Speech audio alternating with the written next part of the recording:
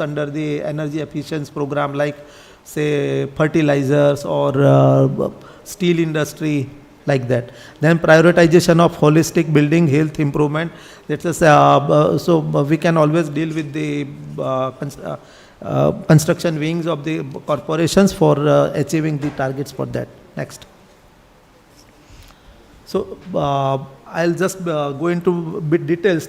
So far as transportation is concerned, we can provide the communities with low cost, convenient and safe, low or no carbon transportation options. That is e-mobility. It's not only vehicular traffic, but for transportation of goods also. Now in India, it's also coming with specific provisions for e-mobility of the goods and carriers also. Next. Then we have a renewable energy, especially with the municipal corporations of Pune, Nagpur and Thane, and now Mira, Bhayandar. We are working for their energy transition regime, where we are completely transferring their fossil fuel based energy offset on to a renewable energy. In Pune, we are completely bringing shifting their regular energy needs, which roughly in the range of say 50 megawatt, which mainly includes the city lighting, the road lighting, the institutional lighting, which includes auditoriums, gardens, crematoriums, etc., their offices, and sewage treatment plants, water supply schemes, and any energy needs which normally the city municipal corporation caters to their citizens. And for Pune, we are setting up a 50 megawatt solar power project. That is also again in the district of Sangli, where we are taking up or utilizing the unproductive lands of scheduled caste or the weaker sections. So this kind of partnership or association or leverages can be developed under the renewable energy program. Next. Then we have got new building codes coming up. In fact, Maharashtra is one of the states who has taken up initiatives, and now many corporations and in their UDCPR and municipal rules for construction, including the energy efficiency programs and their electrical needs. Next. So there is a special program can also be taken up for retrofitting the existing buildings, where we can use the EV charging stations or the common facility area or utility of specific buildings can be retrofitted with the renewable energy modes. Next. So till now, Mahapreet has taken up, we are already working with, as I pointed out, Pune Municipal Corporation, Thane Municipal Corporation, Nagpur Municipal Corporation, and now Mira, Bhayandar also we have entered into a kind of a MOU. We are working with also Aga Khan Agency for Habitat. We have formed advisory specific committee of experts to guide Mahapreet on environmental matters. Mr. Modak is already, I think he's there, who is working with us on this account. Then we are setting up a specific mangrove protection program in Mumbai P North area, in Mud Island area. We have already implemented, and we are developing a mangrove park at Thane also. Recently, the Forest Department Mangroves has sanctioned this program. Then we have planned to conduct a scientific assessment of air pollution from construction sector, as just I mentioned, and Mr. Modak, and we have a technical committee working with the CREDAI. Solar power, as I mentioned, we are working with almost all, not only municipal corporation, but in Chandrapur district, we have taken up comprehensive solarization of their complete regional water supply schemes of around 10 Nagarpalika and around 20 regional water supply schemes also. So not only municipal corporation, but we are working with the Zilla Parishads and Nagar Parishads also in the state of Maharashtra. And we have a specific program to support the ULBs. His strategic directions towards sustainable urban development. Please, everyone, join me in welcoming our chief guest for the day, Mr. Parveen Pardesi. So,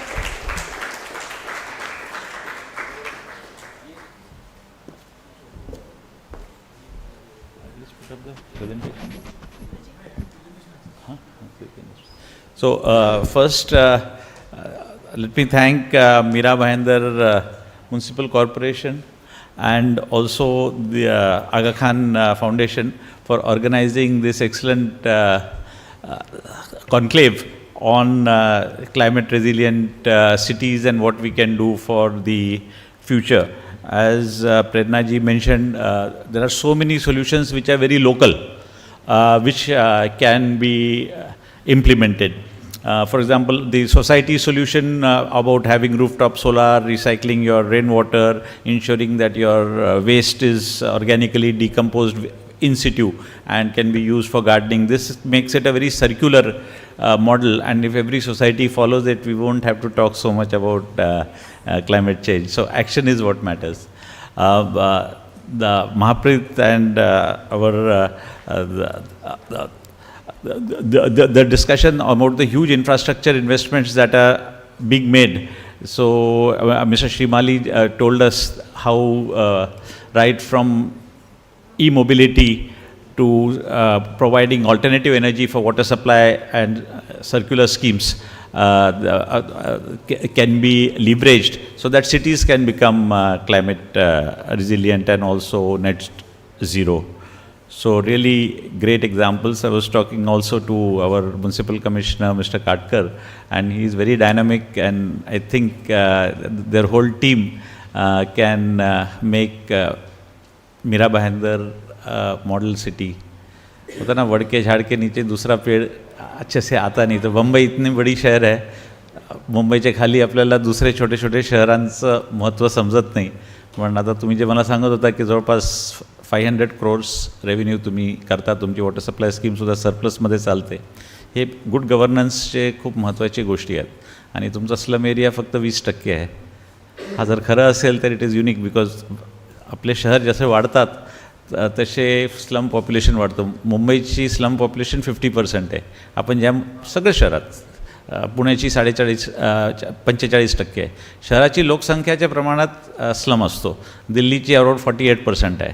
आपण ज्या शहराबद्दल बोलतो तो शहर मिनिस्कूल असतो ज्याच्यामध्ये आपण राहतो. बाकी सगळं शहर ज्याच्याबद्दल आपला काही संबंध नसतो.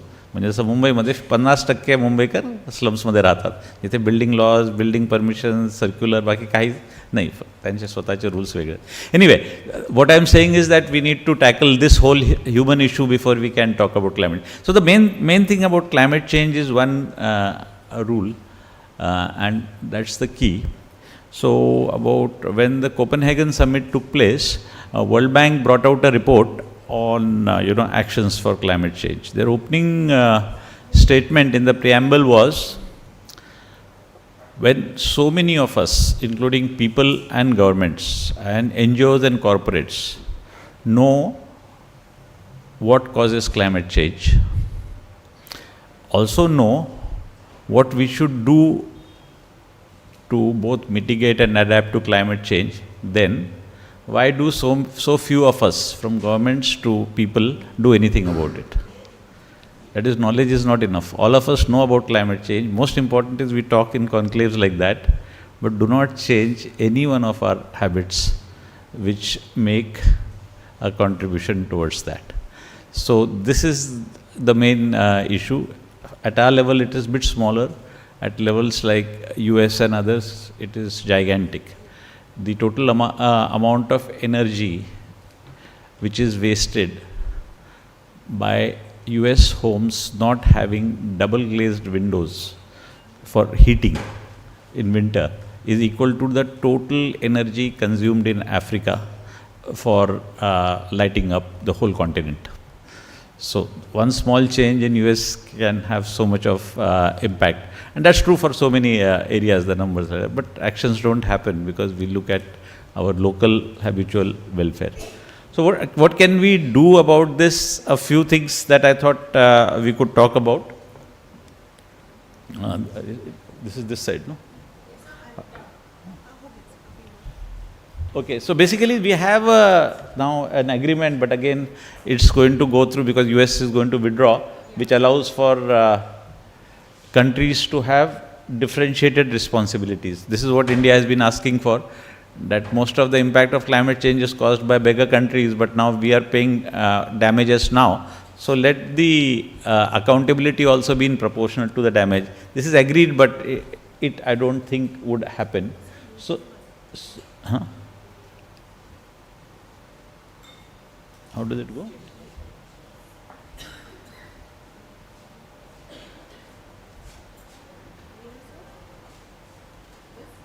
Which side? So this And that is to go. to the next slide. No, but you have to point it here or there?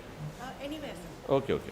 Okay. So anyway, this is the climate model which was done for Maharashtra, which just shows excess temperature growth in interior areas compared to the average, and it also has a rainfall thing, that we will get more extreme rainfall in areas in north and along some of the coastal areas. The dark blue areas shows that, and the dark red area shows where we will get much more dry days compared to what we get now, because rainfall concentrated in fewer days. So what is its impact? We have Vasai Virar. If you see the red area, does this have a pointer?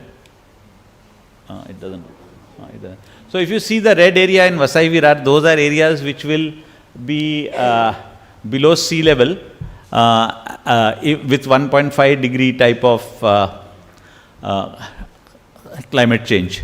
This modeling is done by the Tropical Meteorology Institute by looking at bathymetry and various models. So So what can we do about your city? So again, your city also has a lot of water bodies, and it is inside a coastal belt where there is a big depression which can become submerged very easily. The same is true for Mumbai. Again, we can see the hotspots in Mumbai where lots of area will go below the sea level. All these are around the Mira river and areas that.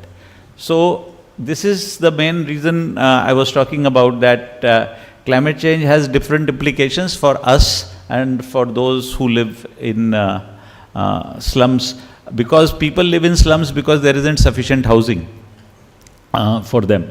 And secondly, where do they live in slums? Any idea? Where? They live in all the natural areas, because that's the area which is supposed to be no development. So as formal builders cannot use that land for building, so people set up informal things. So all along Mira river, all along the sea coast, everywhere along forest areas, the slums come up. So this is what Japan has done about it. Japan, I didn't get the video. Japan has brought the whole this river, Mira river, equivalent of that is Ido river, underground. So entire surplus water which overflows on the banks goes underground, and there is a parallel river for every river in Japan. They took about 10 years to do that. So the issue here is that climate change, we are not able to solve today's problems with technology which are present now. There is no way we can solve tomorrow's problems with today's technologies. So first is we need to stick out activist actions which are half-informed. Non-informed actions help us many times, but half-informed actions is what India is struggling with. And India is struggling with most in urban areas. For example, about these underground channels. You go to any playground, any big Maidan, our race course, those are the only areas which are remaining where we can provide both underground parking and these underground storages of surplus water. You ask any one of the local residents if they will allow you to start work on that. They won't. Because their current future, their ability to walk in the morning is far more important than what's going to happen 10 years from now. So activism is not that helpful if it is half informed and only thinks about not in my backyard type of issue. So almost all of India's environmental activism is basically related to not in my backyard. What I can see I like, please don't change it. That applies to housing also, so, which is a very big issue. So if you will see this next map, the last map there, the dark brown area is the percentage of that ward in slums. So we in South Mumbai are better off. Very few people live in slums. They are outside, out of our sight. But as we go to North Mumbai, more than 50% of the wards are slum. And as you go towards the seaside areas or towards forest, Sanjay Gandhi National Park, almost everybody lives in the slums. And that is because our planning is very, very broad-based. So what we do, in great activism pressures, we have put 70% of Mumbai as green. So we are not doing ourselves any favor by that, by the way, because it's only condemning poorer people who don't have formal houses to live in all those slums. So it's only 30% of Mumbai city has proper plannable, buildable infrastructure space. And then whenever Mumbai tries to break out of its logjam by out-of-box solutions, few hundred petitions from Supreme Court to High Court all stop it for the next 10 years till we can do something about it. So this is about how do we tackle floods. So because almost all those green areas around Meethi River, around Vashi Creek have been built over by slums, so water is not able to, really move out. A lot of people tell us that, okay, the main reason for pollution is because we don't have sufficient trees. So we should plant more trees. Prerna told me that, I'm very fond of wildlife. We do a lot of work on forest conservation. But just look at the comparison. The number of trees which New York has, number of trees which Tokyo has, London and Mumbai.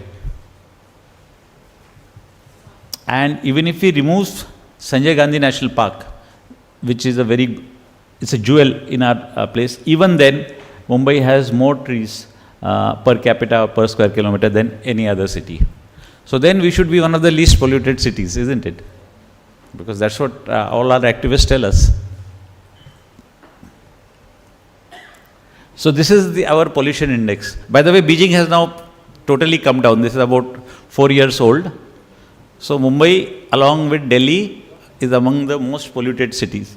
And cities like New York or even Mexico City or Paris, which have hardly any trees compared to their built-up area, are far less polluted by huge standards. Any guesses why this anomaly? Only that. That's the only answer. That's why I said, we know everything, but we don't do anything about it. None of us. When I was municipal commissioner, I tried to travel in local trains, but none of us are ever going to travel in local nor in metro. Not in our lifetime. And this figure will remain there. Because this is how the cars are growing. And all these quick fix solutions about electric cars, etc., don't really matter that much. Any reason why, even if all of us move into electric cars and e-mobility, it doesn't really matter? It's just a solution like making our house clean and throwing the dirt on the street. Why? No.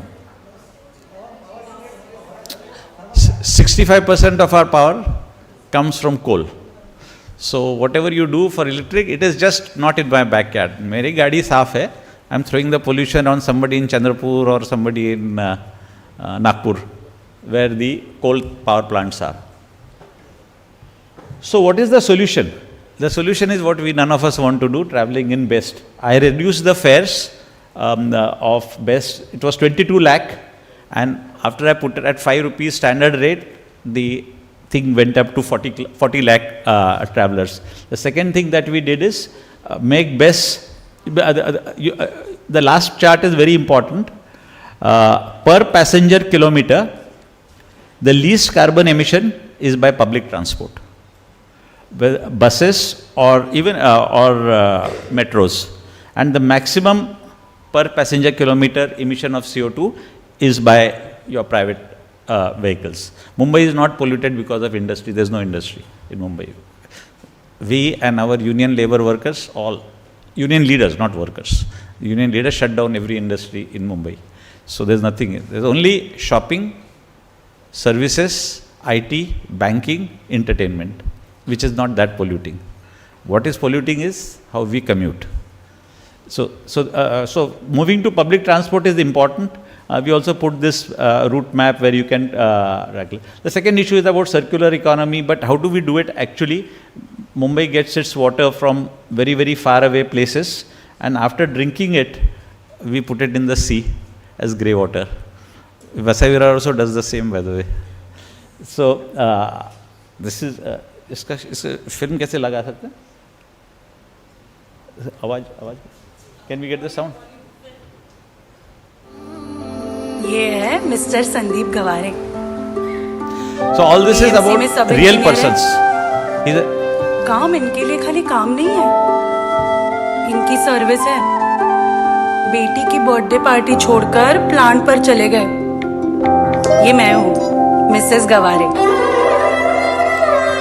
All of them are real engineers. तेरा भरे तेरी खुशियों का दरिया. ये कहते हैं non stop Mumbai को पानी भी नॉन स्टॉप मिलना चाहिए.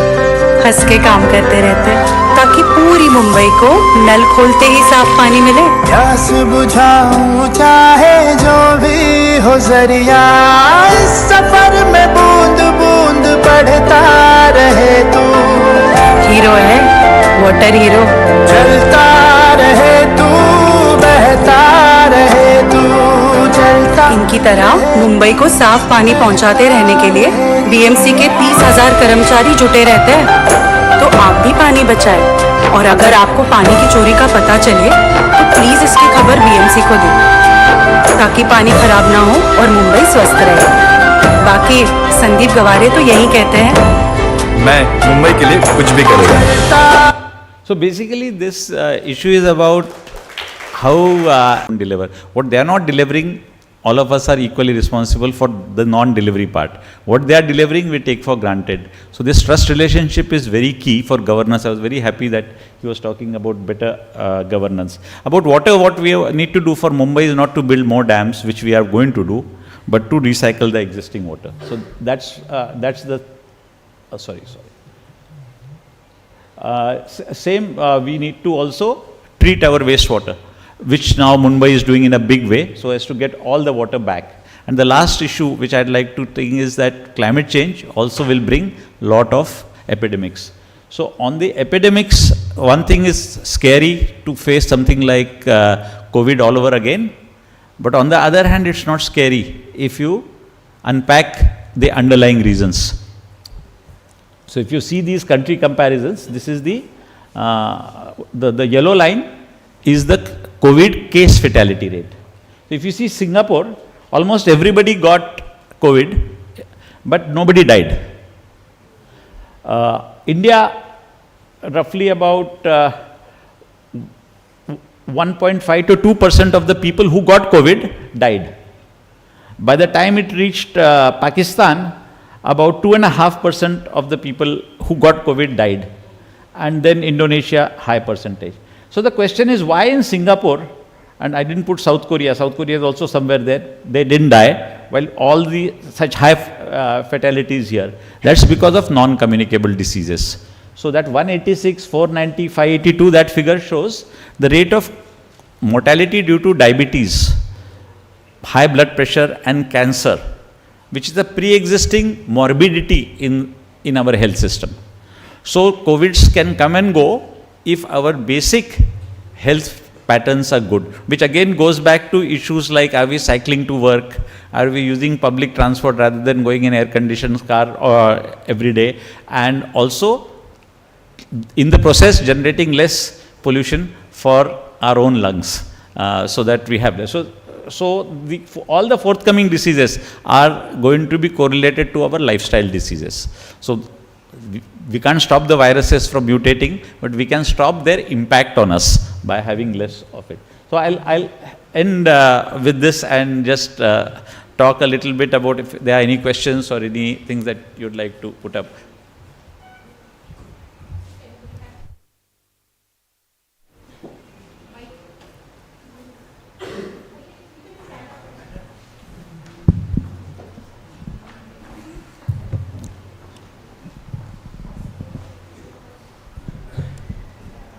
Hello sir, a very good afternoon. I'm Chitrangada and right now I'm working for Mahindra Life Spaces. So regarding the comparative on the tree cover, so of course I'm sure you have your resources, but I feel it is a little unfair to compare just one matrix. Like compare? Just one parameter, which is tree cover. Which is? Tree cover. Say, there are, when we are assessing... No, I compared tree cover to public transport usage. So where public transport usage versus private transport usage is higher, then tree cover is not able to mitigate that. It's a limited thing. There are many other factors. Yeah, sure.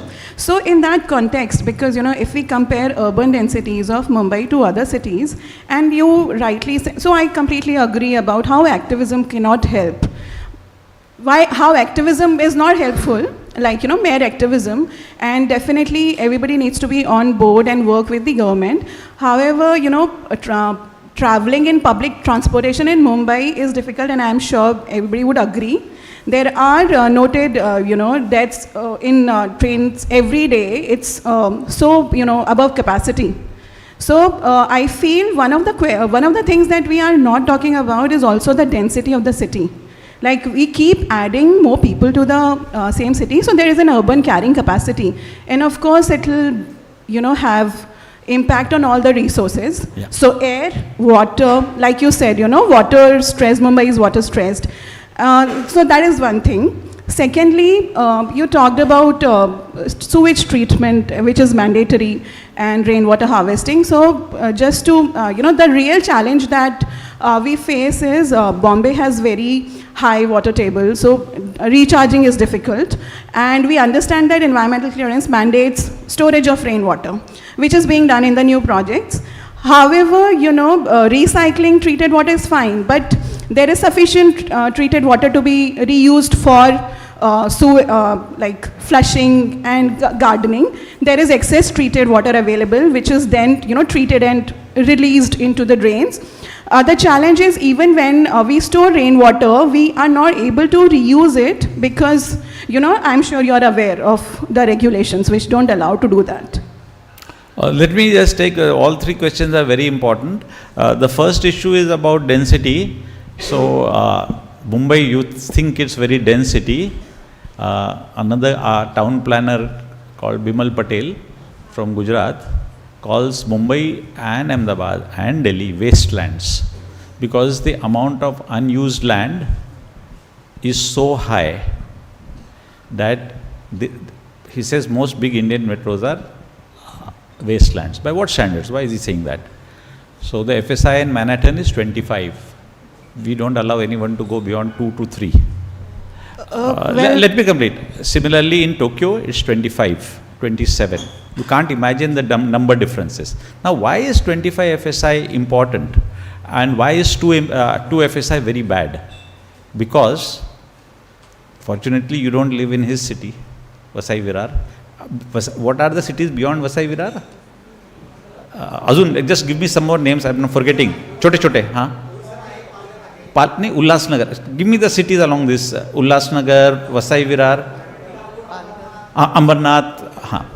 So, in India, which is not true in London or not true in New York, there is something called urban agglomeration.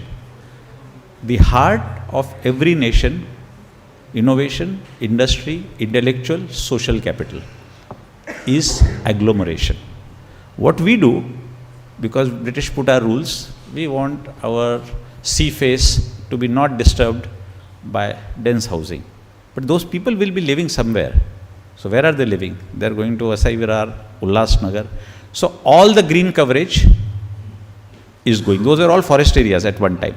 We need those forests more than we need less FSI in Mumbai. Please understand this. So a city which has as much population density as India, and Tokyo, which is many times more denser than Mumbai, manages to have 73% of its landscape under proper green forest.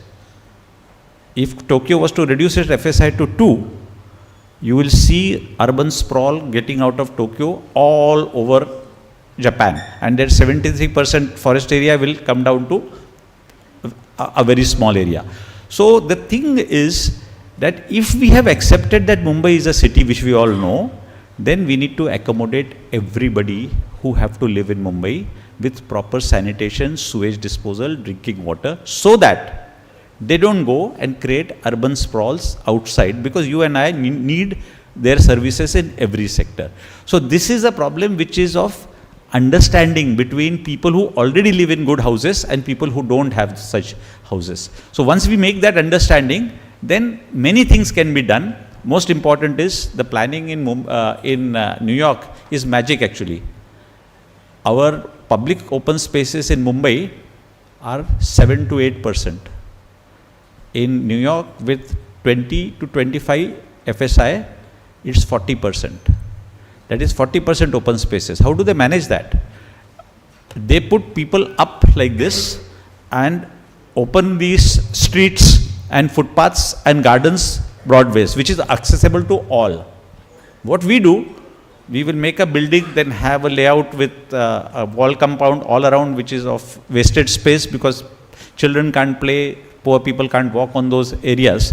So there's a lot that needs to be changed, won't go much into that issue. By the way, on the treated water, lot more needs to be done on infrastructure, because it's not easy to use treated water for flushing if the already existing systems are unified piping. Only new buildings can do that. And last point is, we don't treat all our water, including Mumbai. Very small percentage is treated to the level for some usage. I'm not talking about potable usage. Even for industrial use, it needs a treatment to come down to 10 or 15 BOD, which we are not doing.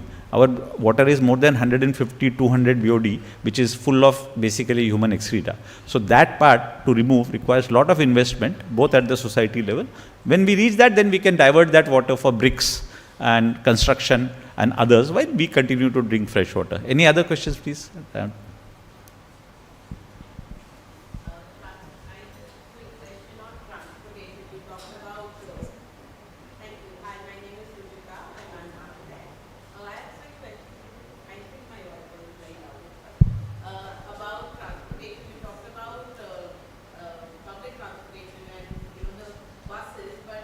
We are moving to metro, which is a new level altogether. My ire was not on best. My ire was on the fact that we delayed Metro 3 by 5 years for saving 2,000 rain trees, which are not even Indian. And people who were behind that need to really apologize for this city.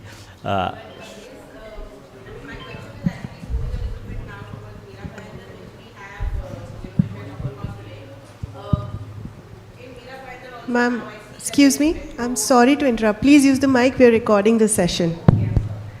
You can take my mic, and request you to please keep your question specific. Yes, Thank so you. the specific question is for Mira Bhayandar, and there is metro there as well, but is there a bus system also being planned for I think maybe? he's the best one Yeah, to reply. I'm asking, Sanjay, yeah. you should reply to that. Yeah.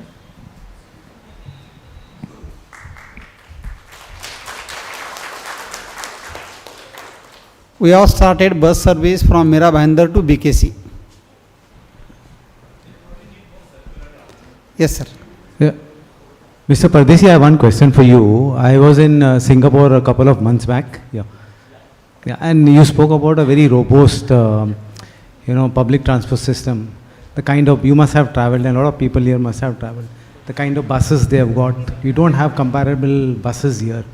Can we provide those kind of buses in Mumbai? Wait. A lot of people would like to travel. And thank you for reducing the cost for the AC buses and the normal buses. So firstly, we started all new buses as AC buses. Secondly, we have a electronic indicator which will help you to predict when it's coming, how long the traffic will take you, so that you can plan your journey.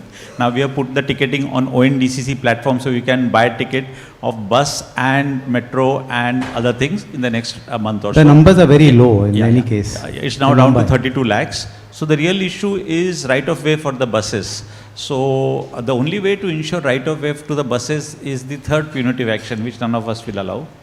No, but a lot of middle class and lower middle class who still like to travel by buses. How do you solve this problem? Because metro fares are It's not nothing that to do cheap. with that. I'll just tell you what Singapore does. It's not about the quality of the buses. It's the price you have to pay to own and run a private car in the middle of the city.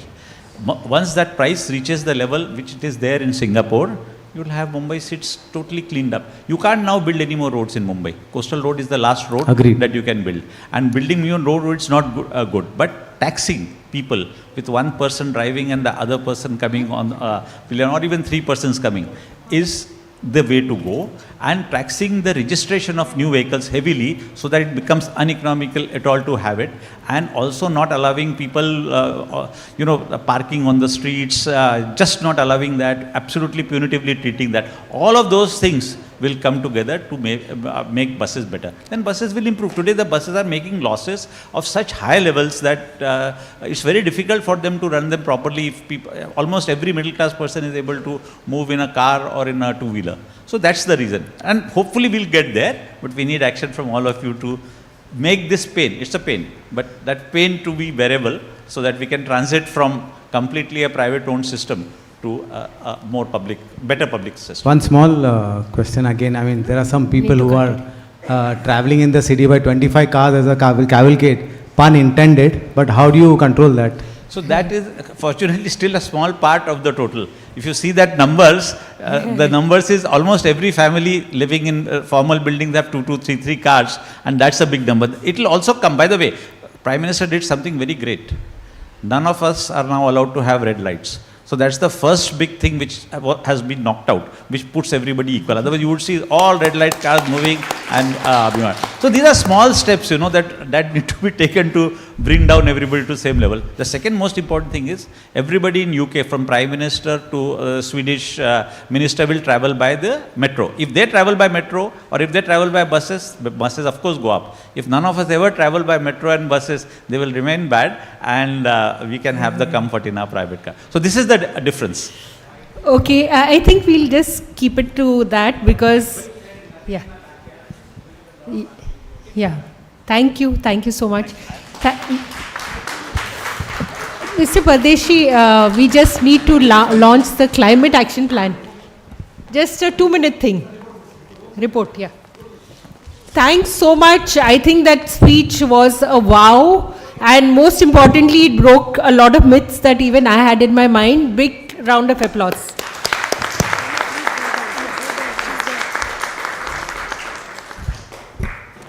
We're extremely happy to launch the executive summary of the Mira Bhayandar City Climate Action Plan.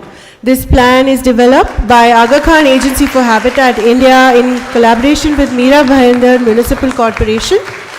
It aligns with Maharashtra's ambitious goals of achieving net zero targets under the National Action Plan on Climate Change, NAPCC. It is a comprehensive roadmap on 2024-2047 for the city that directly supports the vision of Viksit Mira Bhayandar at 2047. Thank you to all the dignitaries.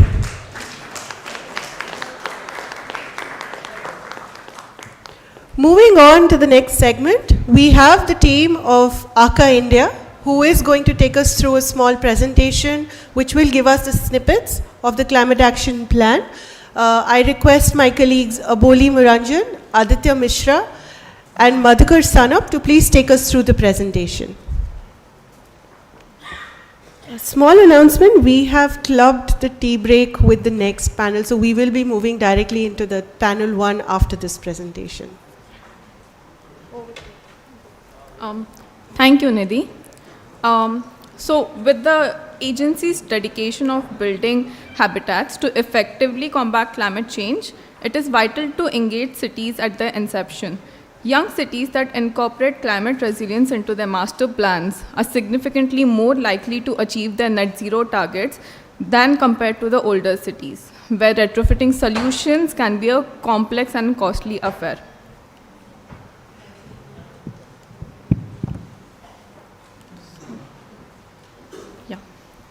So Mira Bhayandar Climate Action Plan, this process was taken as a 6-stage review, where the first we tried understanding the city context based on the ecological, urban, social, and economic aspects of the city, reviewing the governance structures and the policies and the programs, followed by stakeholder mapping and consultations, where vulnerable communities with NGOs were mapped, surveys were taken, and review consultations were held. This was then followed by 2 baseline assessments which were carried out: greenhouse gases inventory and rapid risk assessment, understanding all the hazards which were undertaken and the risk and vulnerable wards were mapped, followed by setting goals and targets. These were done in consultation with government local bodies, subject matter experts, and agencies such as NIUA, WRI, C40, and MHAPRI. What sets this climate action plan apart? That we are developing and implementing pilot projects on mitigating the heat in the city boundary. This serves as a model that strategies and actionable plans provided in the climate action plan can be replicated on the ground.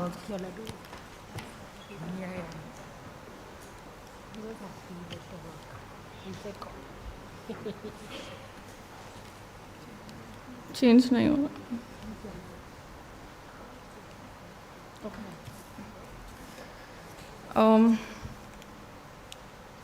Yes.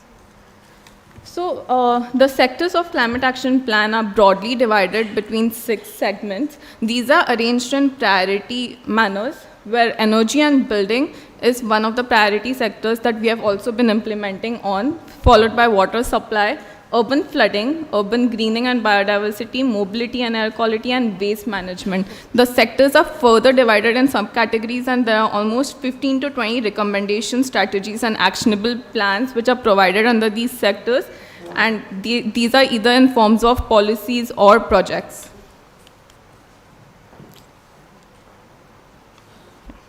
So between 2005 and 2022, the built-up area in this region has expanded significantly, with the total built-up increasing by 50%, and slums and buildings experiencing remarkable growth. During this period, the mangrove cover has decreased by 12%, and the urban vegetation by approximately 13%. In relation to urban expansion, we have indicated that there has been a significant temperature rise of about 0.4 degrees Celsius, and that correlates with the growth of urban areas linked with rising temperatures. The urban heat island effect occurs in densely built areas, where temperatures which are rising above 37 degrees Celsius in coastal areas, and the red zones, which are the areas with high temperatures, mainly consist currently of the salt pans, barren lands, and dense concentration of buildings. The core and the southern part of Mira Bhayandar has many built-up areas and are experiencing higher UHI effect. The lack of trees and open spaces makes the problem worse because the materials like concrete and asbestos roofs or cement sheets hold more heat than natural landscapes do. In 2023, the Mira Bhayandar's total greenhouse gas emissions were about 1.34 million tons. These emissions come from 3 priority sector areas.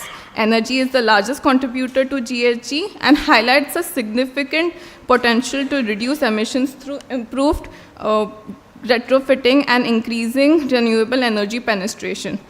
Transport emissions are the second largest contributor, driven mainly by diesel vehicles. This underlines the importance of promoting cleaner fuels while improving the public transport, and the waste sector, comprising of 60% of emissions, comes from wastewater and the dumping ground. With this, I hand over the presentation to my colleague Aditya to run through energy and building sector.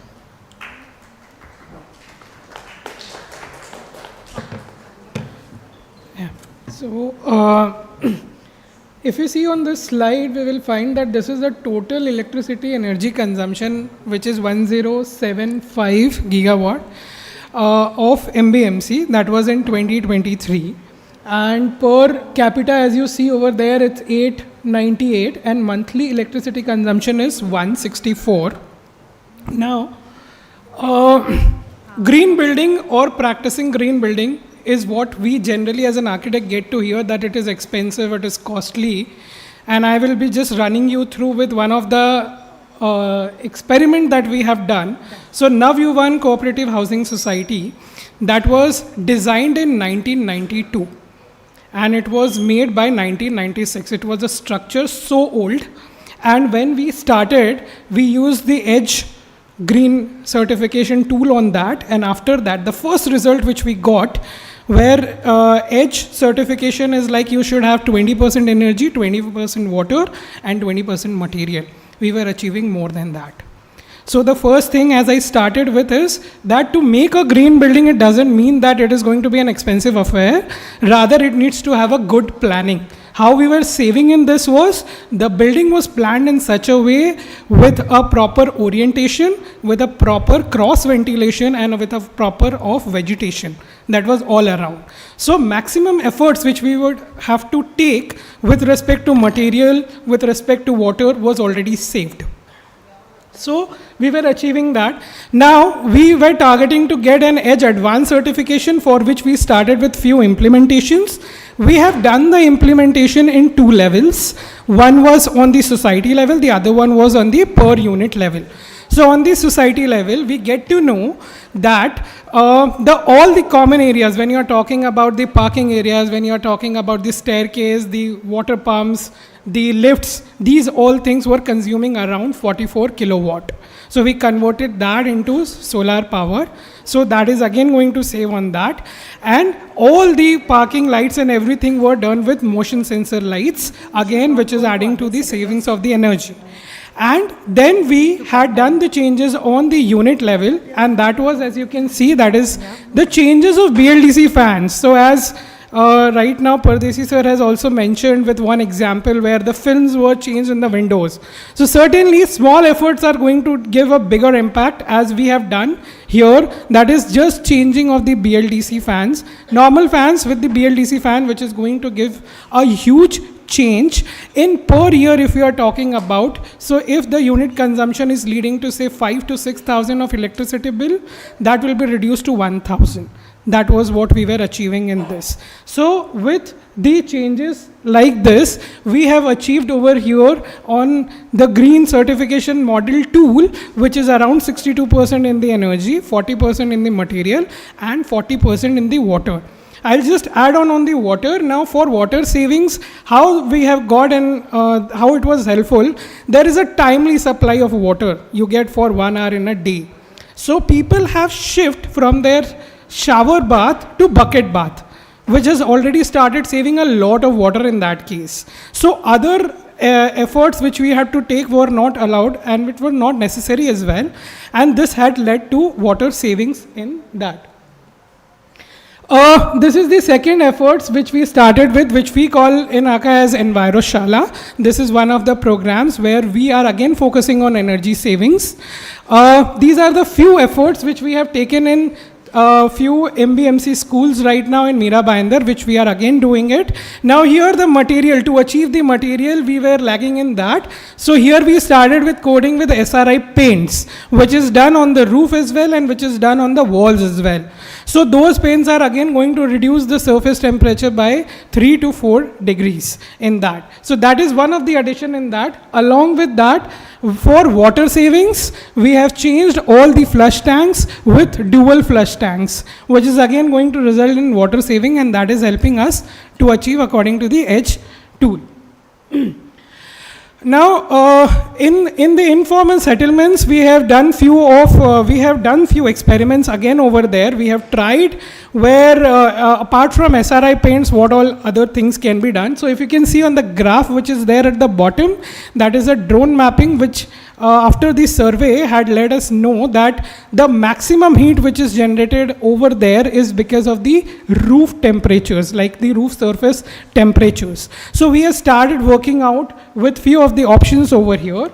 So if you see, to start with the project, we did a small workshop over there with the Mahila Mandal Asha workers over there who were helping us to do the coordination in all the projects. We selected few of the houses in that particular hotspot, and those houses were selected with the basis of how the overheat is there on the surfaces.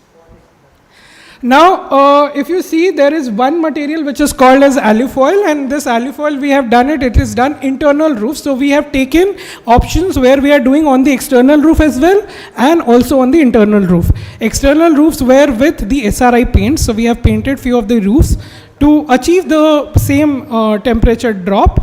The second is alufoils. So alufoil is a sheet which is done internally, and again this is helping and resulting in the same reduce of 3 to 4 degrees of the temperature. Ventilation band, we might have gone through with lot of this earlier, and we used to do in the construction, but we have stopped doing it now. Cross ventilation bands which we have created, again just to show the impact that this is again going to help us to reduce by 3 to 4 degrees.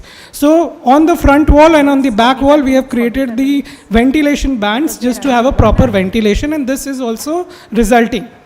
And one more is wood wool, that is again another material which we are experimenting on that area to achieve with the reduction on the surface temperature. So these are the few temperature changes which we are working on.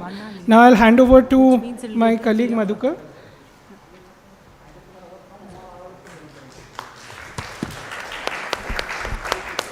Good afternoon, everyone. As part of the climate action plan, the next emphasis was given mainly on the water supply and flood management at the city. As most of you are aware that water for drinking as well as for the other domestic purposes and even for the business and industrial use is a city requirement, and how the city is making that particularly and understanding the current gap and what are the possible solutions can be provided to the city. That was one of the key part of the overall study. And because while working on this, it is also important to address the issue of the water logging, because looking into the high low-lying area in the city, how the flood mitigation initiative can be taken up at the city level. So that was another two area which we have discussed under the climate action plan in Mira Bhayandar particularly.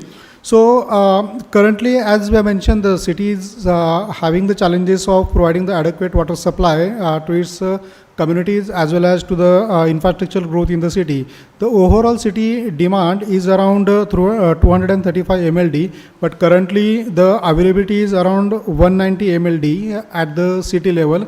It is primarily due to the infrastructural constraint right now and limited availability about the main sources of the water, because as within the city is only the groundwater. Apart from that, the main source of the water is coming from like Bhatsa Dam to the city, and apart now the city municipal corporation is exploring the different new areas to get the adequate water at the city level. The water supply varies widely across the neighborhood also, because ranging from 90 to under almost like 125 liter per capita per day, which is below the current WHO benchmark of 135 liter per capita per day. Now, for all these things particularly, is very important that how the water supply is currently connecting only up to like 75% of the households, falling short of the ideal benchmark of the universal coverage. So these are the, I'll say, some of the broad challenges at the city level right now. And to address that particularly the point which has come in the city, the key observations would like to highlight that the Mira Bhayandar Municipal Corporation has already initiated and planned several efforts, measures, including the construction of eco-sewage treatment plants, zonal distribution systems, and non-revenue water reduction strategy is being developed for the city. And city aspires to upgrade its existing water supply infrastructure so the citizens can get the water by 24/7 supply can be ensured. So that's the, I'll say, key vision of the city for as far as the water supply at the city level. As part of the study particularly, the couple of recommendation which has come under this, which is mainly for developing a comprehensive water balance plan, mandate the use of the treated water, and implement the uses based water tariff are the key, I'll say, key suggestions given by the in the climate action plan particularly.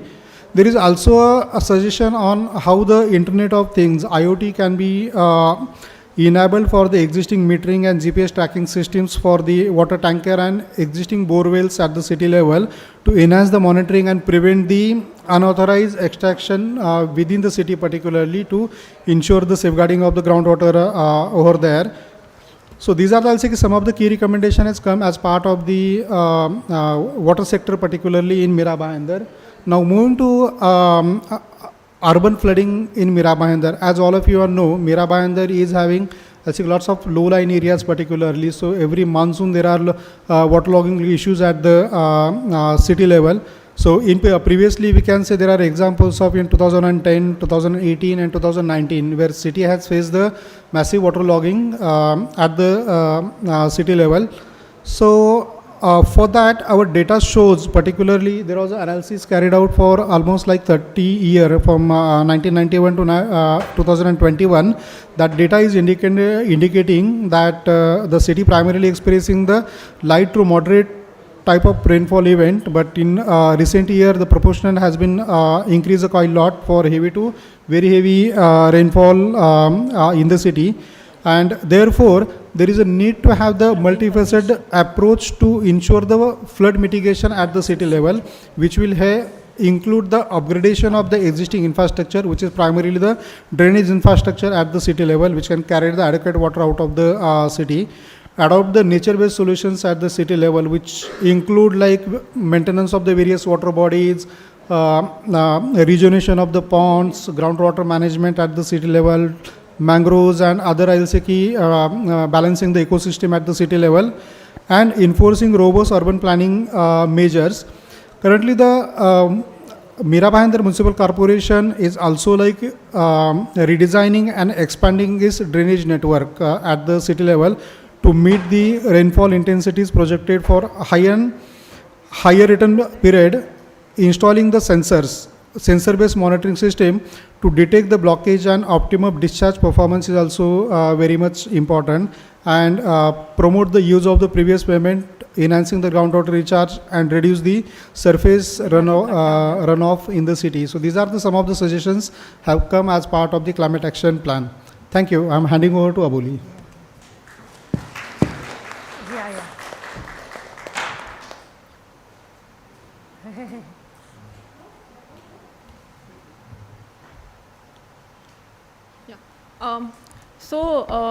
Within Mira Bhayandar vicinity, the city is very enriched in terms of its biodiversity. It has around 21% covered by Sanjay Gandhi National Park and 15% by mangrove. However, in the urban city context, we have observed that there has been a decrease of 13% in the green cover, as well as the per capita person area, which is supposed to be 10 as per UDRI spaces, is currently 0.7 square meter per person.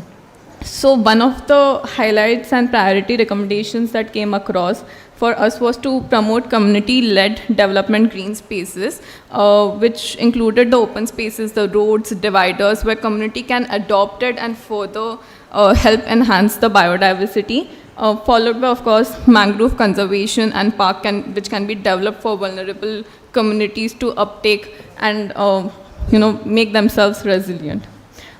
Next sector is mobility and air quality. In terms of the modal split, almost 34% of the population prefers walking, which are near the transit-oriented developments and zones like railways and buses. The footfall falls across that, but buses take around 30%, followed by paratransit modes.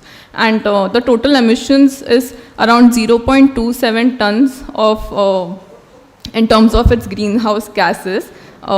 Firstly, it's diesel-driven, then followed by petrol and then CNG.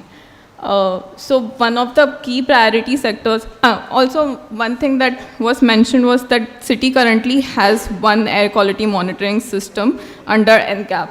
So one of the key priority sections that came across was that the city should have a emission inventory to identify major pollution sources and establish that baseline to promote the air quality management and mitigation strategies.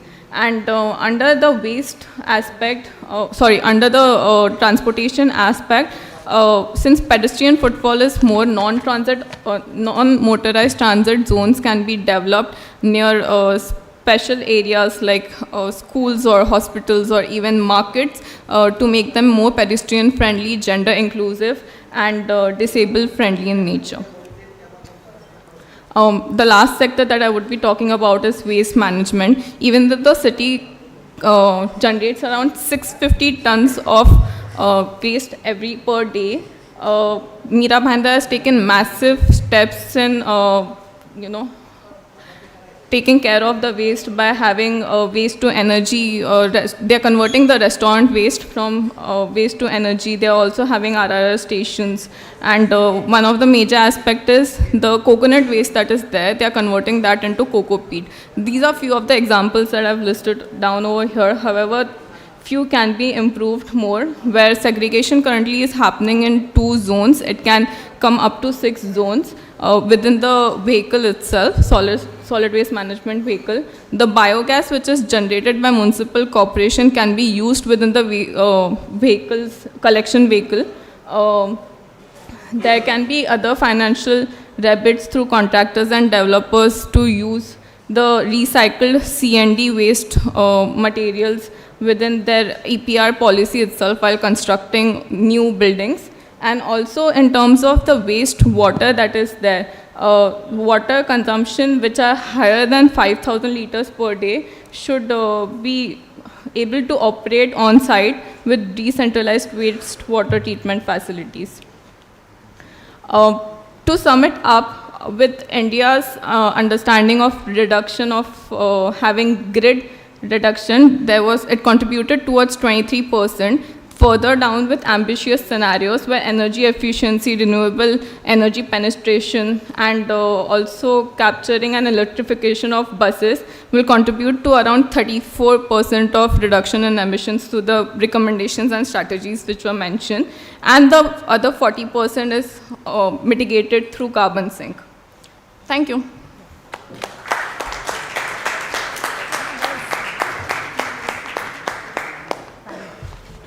Thank you, Aditya, Aboli, and Madhukar for your presentation. We are now ready to move into a panel for the day. Our first panel today is Breathe Easy, Paving the Path to Eco-Cities. It will try to explore strategies for improving air quality, adopting green infrastructure, transitioning to renewable energy, promoting sustainable mobility, and implementing waste management solutions. It is to my happiness to invite our esteemed moderator for this panel, Mr. Govindraj Ethiraj, who is a television and print journalist and has reported and written on Indian business for over 25 years. He's an editor at the core and founder of data journalism initiative called India Spend. Without wasting any more time, let us dive directly into this crucial conversation and explore innovative solutions. Over to you, Mr. Govindraj, for you to invite all the other panelists. Thank you so much. Thank you very much. May I also invite on stage Abhijit Ghorpade, Manas Rath, and Dr. Prasad Modak.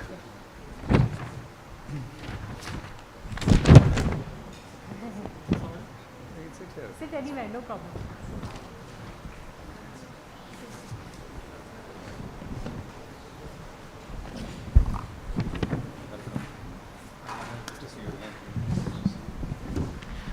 Okay, so I'm going to quickly introduce all our guests. The format is as follows. Firstly, the main and most important thing is that the session is shorter, so and we'll maybe go for about 40-45 minutes.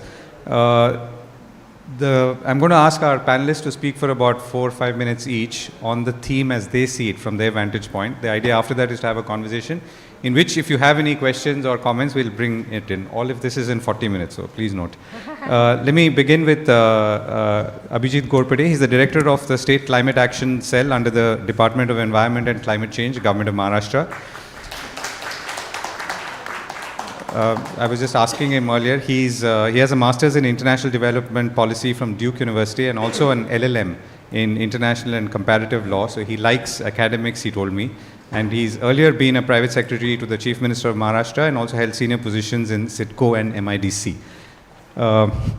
Dr. Modak is the Managing Director of Environmental Management Center and also Director of Econnect Knowledge Foundation.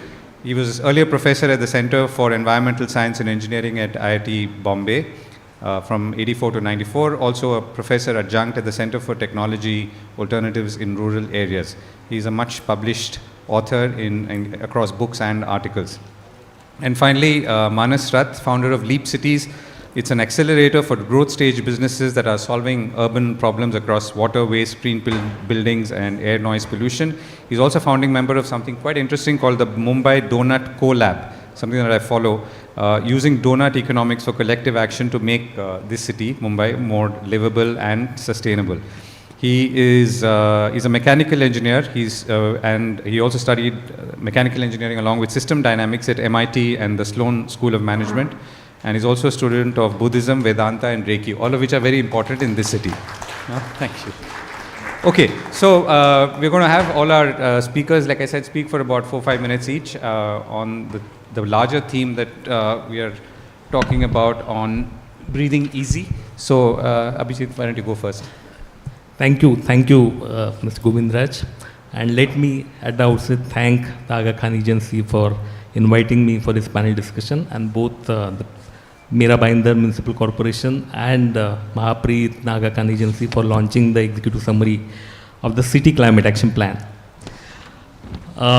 It may sound like a cliche though, but the fact of the day is climate change is the greatest challenge faced by man in the 21st century.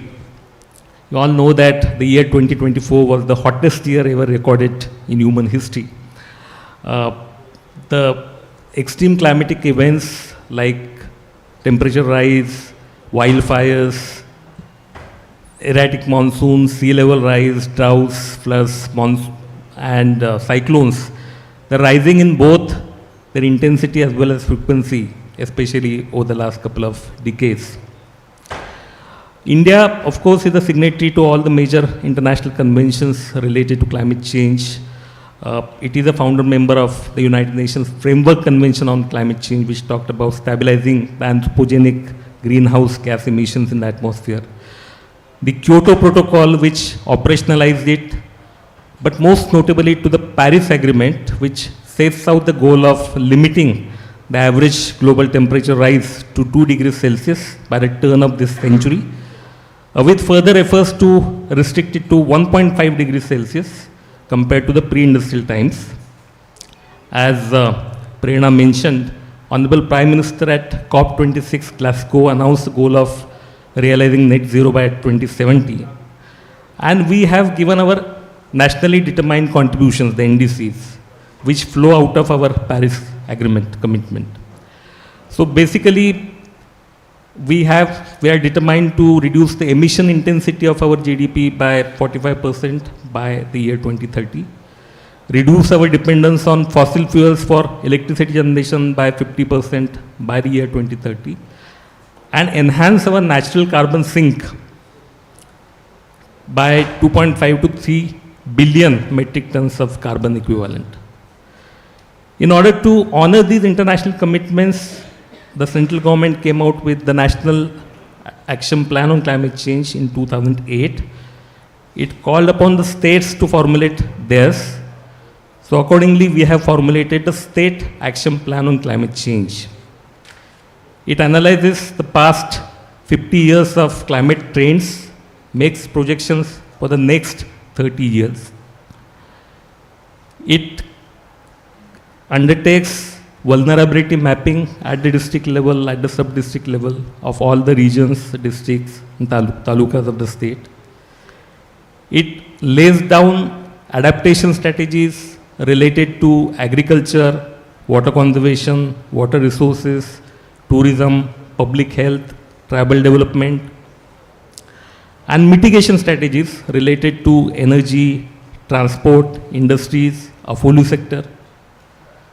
A novel introduction is that of the State Cooling Action Plan, which is basically for the agricultural sector, because you all know that almost 30% of vegetables and food grains are lost for want of cold storages in rural areas. And it also talks about space cooling. There is a novel program introduced in the State Action Plan on Climate Change, which is by way of strengthening the DRE-based livelihoods by spreading solar power technology, such as solar HP pumps, solar dryers, milk chillers, vertical fodder grow units, that will not only disseminate solar energy in the rural areas, but also help strengthen the farmers' livelihoods. We also talk about climate finance, because financing the climate action is a major challenge in the days to come. But we don't want to restrict ourselves, Govindraj, to the state action alone. We want to strengthen climate action even at a grassroots. And that's the reason why we have recently set up the district and the city climate action cells. The district cells, headed by the district collector, are supposed to come out with the district climate action plans, whereas the city climate action cells, headed by the municipal commissioner, they're aimed at formulating the city climate action plans. So we want to come out with city climate action plans for all the 43 Amrut cities, because we are the third most urbanized state in the country, with 45% of population living in urban areas.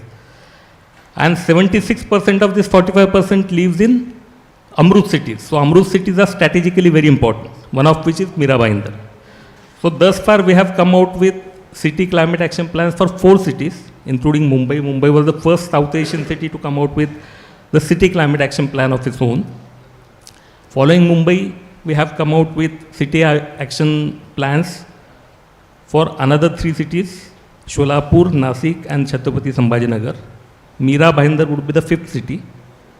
Then Kolhapur, Sangli, Miraj, Kuppad, Pune, they are also in the pipeline. I think I will stop now. Okay. A quick question before I come to Dr. Modak. So, your portfolio is the whole state. Yes. So, how do you distinguish between the kind of action points or plans that you outline, for which you collect feedback also, for a city like Mumbai versus other smaller towns or even rural areas in your portfolio? As I said, strategically the focus is on the urban areas, because we are the fast urbanizing state.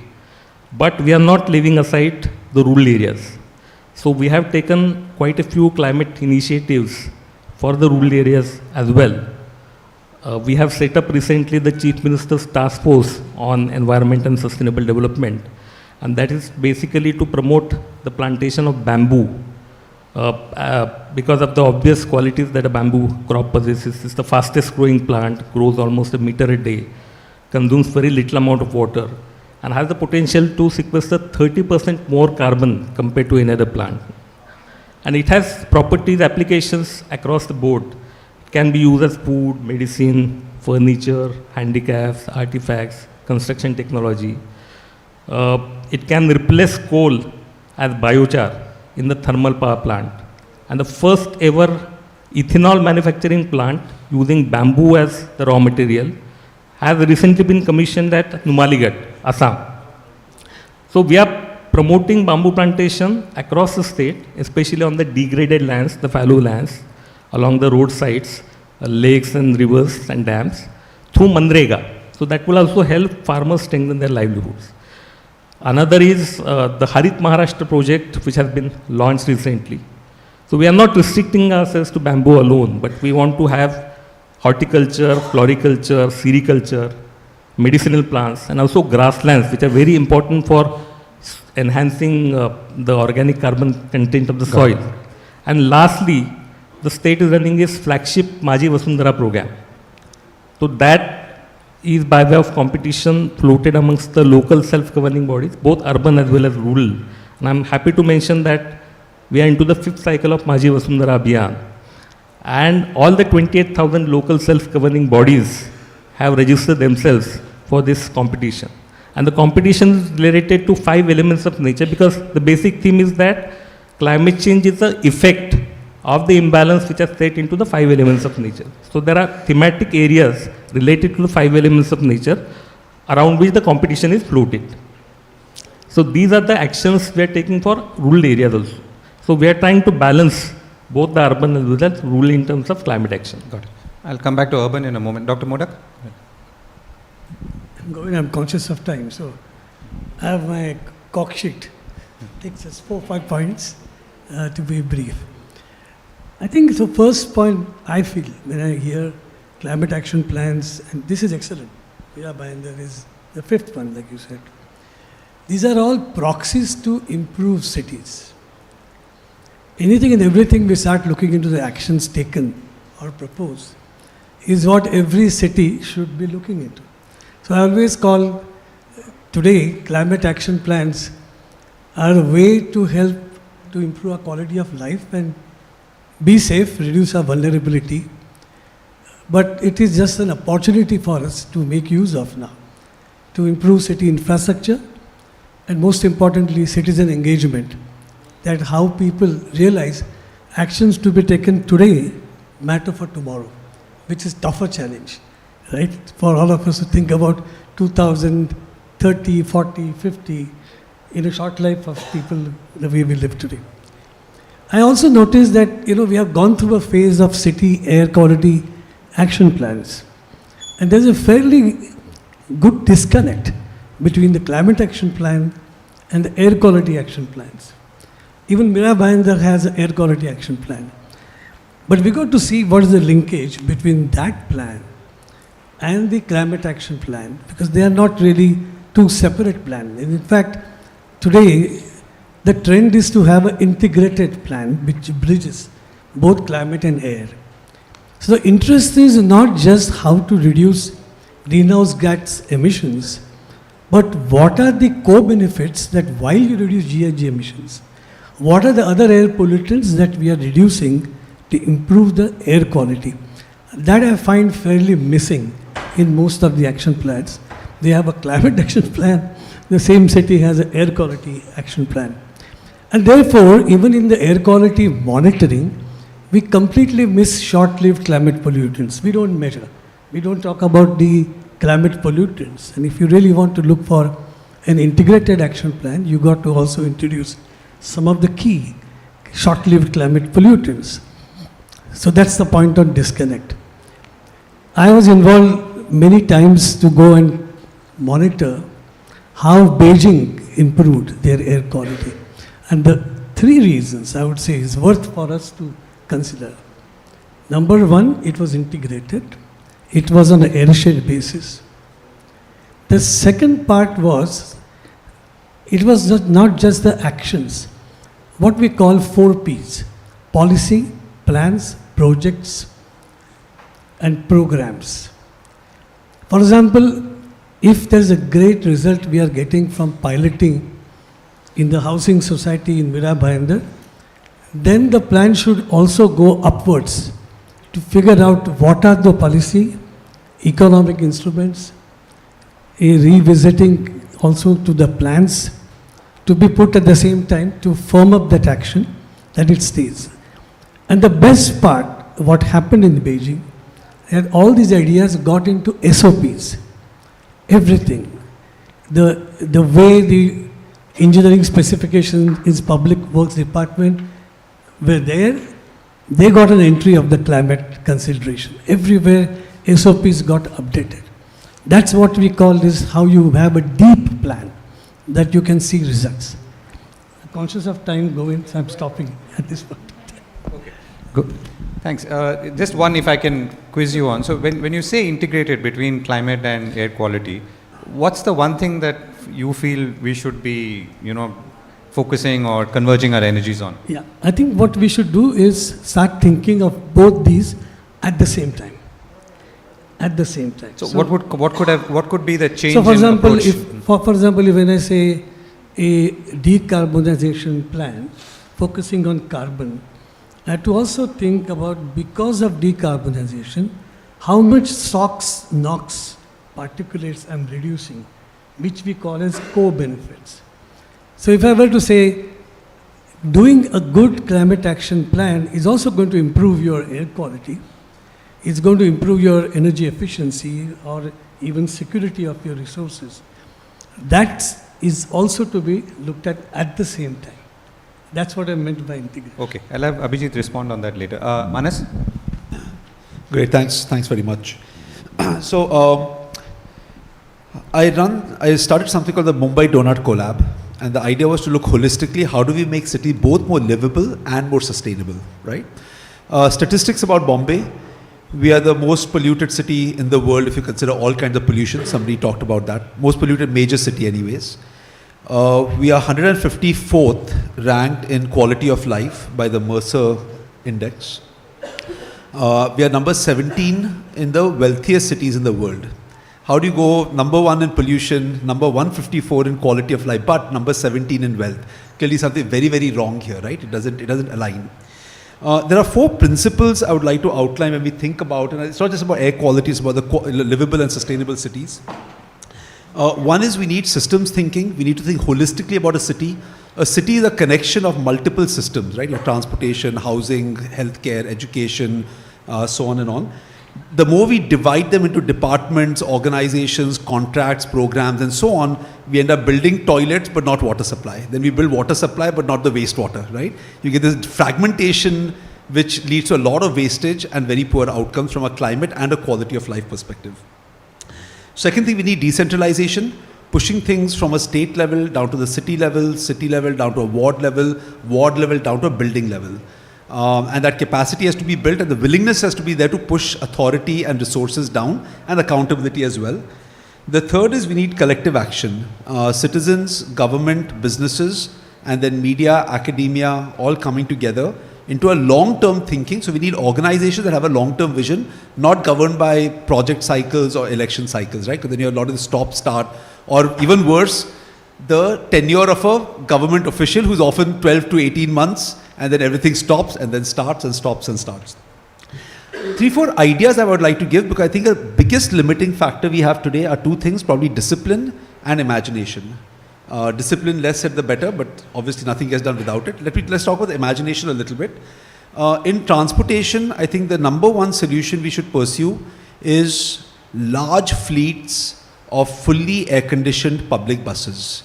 I disagree, sorry, but with some of the comments that were made earlier. Our public bus systems are deplorable. They are third world. There's no other word for it. If we have 15,000 air-conditioned buses, I know I can walk out, I don't check timing and catch an AC bus 1 hour from now. I can walk out in 5 minutes, catch an AC bus, switch, reach my destination. Metro is all running 80% below capacity that was planned.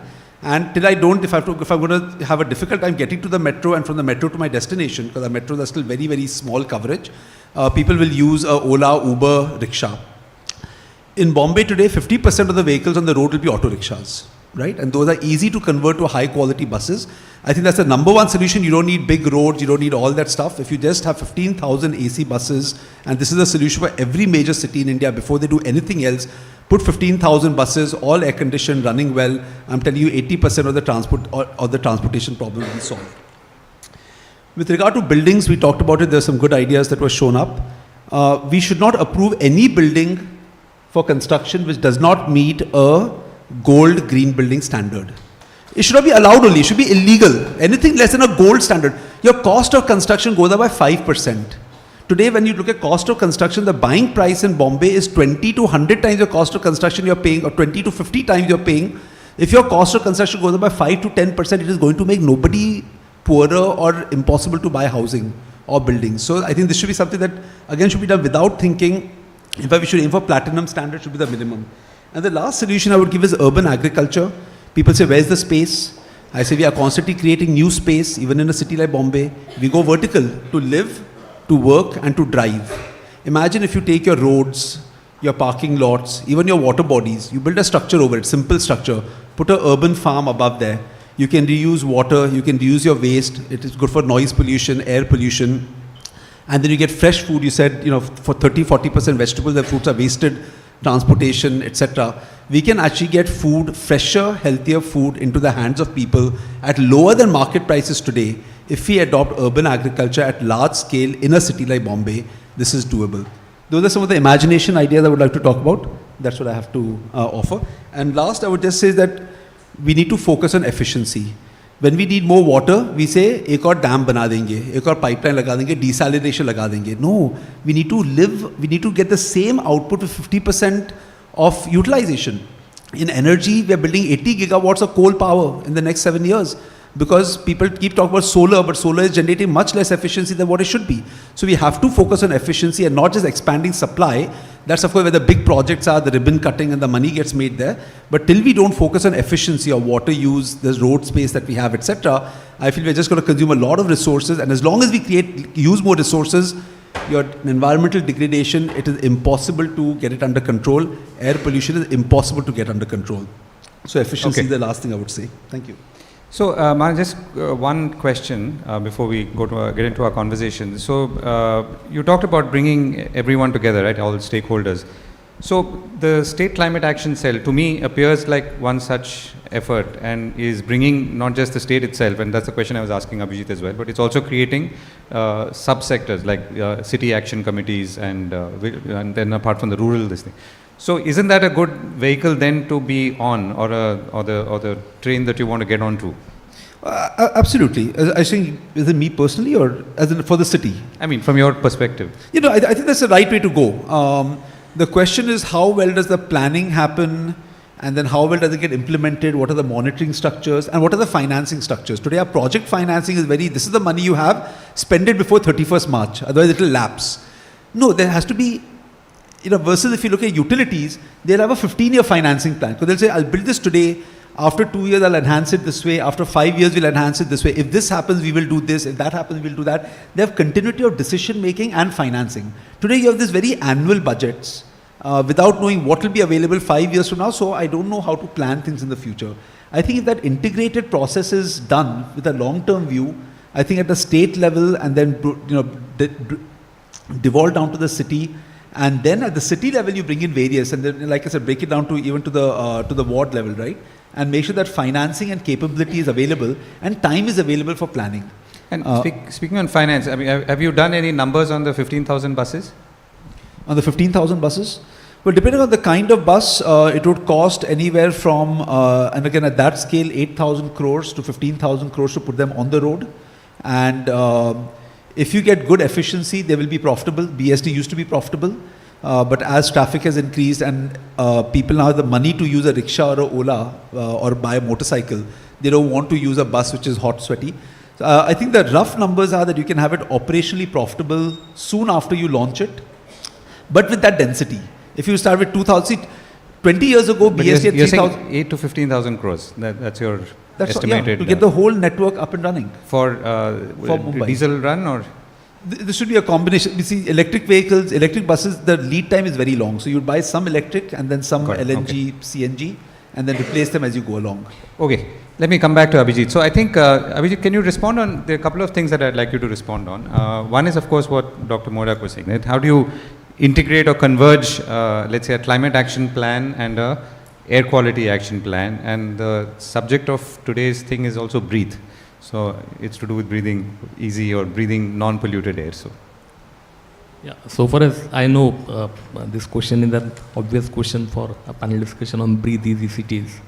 Now, Mumbai is a coastal city, and we are blessed to have the natural cleansing mechanism of cleaning the air quality of Mumbai, but not any longer, because last couple of years we've been suffering from worsening air quality, which is a fact.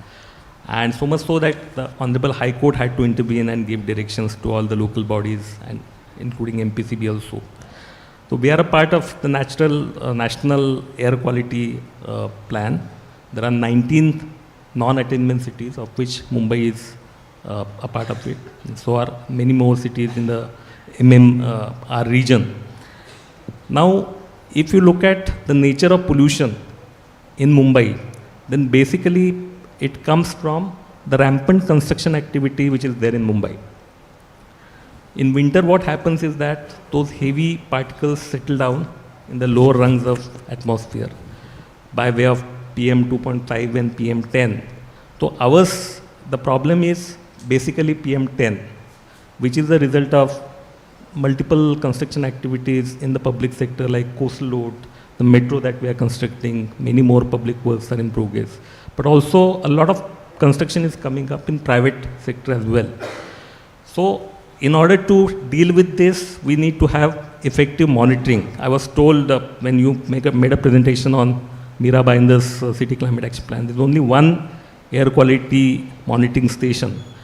So we need to have many more. Currently we have 25 ambient air quality monitoring stations, 11 of which are from MPCB, 9 are from SAFAR, and there are 5 more But MPCB is also procuring 7 mobile air quality vans.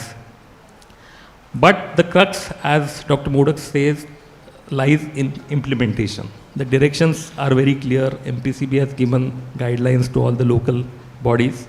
So the complete airshed of the MMR needs to be treated as one unit, and measures such as covering up the building which is under construction, constructing shades, effectively managing the construction rubble, covering it, the truck load, watering the road, paving the road. These things need to be effectively undertaken in order to improve the quality. Now, technically, it is still not a part of the state climate action plan. Decarbonization is what we talk about, which is equally important. We were a party to COP28 agreement of 195 countries, which decided to transition away from fossil fuel.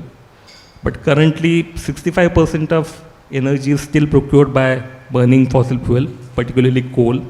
Only 16% comes from renewable sources. So the plan lays out target of changing it so that 50% of energy by the end of 2030 would come from clean sources. So I will just mention 2 initiatives which are very critical from this perspective. One is decarbonization of buildings, because as we discussed, 70% of emissions come from the cities, but of the cities, 40% of emissions come from building sector. So what we've done is we have recently launched the decarbonization roadmap for Maharashtra cities, which is meant for the building sector and energy sector, which includes an array of measures such as rooftop solarization, enhancing efficiency of buildings, reducing energy losses, use of sustainable construction material, retrofitting of the existing buildings, introduction of clean cooking stoves, and measures like that. So that by 2050, this building sector would go carbon neutral. Secondly, a third of emissions come from transport sector. So we, as Manas mentioned, we launched the landmark EV policy in the year 2021. And strategically, again, we are promoting public transport in terms of buses, 3-wheelers, tempos to bridge the last mile connectivity. By 2025, most of the buses, municipal buses in Mumbai will go electric. And the State Transport Corporation, the ST, they are procuring 5,000 buses, electrical vehicles. So in phased manner, they will be introduced. And we also have a landmark policy on charging infrastructure, so that one can put charging infrastructure in shopping malls, in cooperative housing societies, ST stands, railway stations, bus stands, public places, so as to promote use of infrastructure. And municipal corporations are giving rebate in property tax also for the cooperative housing societies which avail of charging infrastructure to its citizens. Okay, Dr. Modak, can I ask you to pick up on some of the points that Abhijit has made? I think one is, in your understanding, I could have asked him also, but how much of climate action is advisory and how much is executive? As it, the ability to convert policy to action by the government itself. And then, from your perspective as an academic or running an environment consultancy, where do you feel the blocks are, if so? I think the main challenge is that the pathway or linkage between actions to the policy are not very clearly laid out. So there is no backing many times to the actions to make those actions programmatic and rooted, as I said, into implementation practices. If that is not, can you illustrate that? I mean, where you see it failing the most? For example, many climate action plans at the city level, which I have seen in other parts of the world, have a very clear procurement policy, as an example, of the city as a whole. Public procurement policy, which promotes low carbon measures, is one example. A public works department specification for excavation, sourcing of materials, all the material management measures also embed climate considerations. Then what happens if not done so?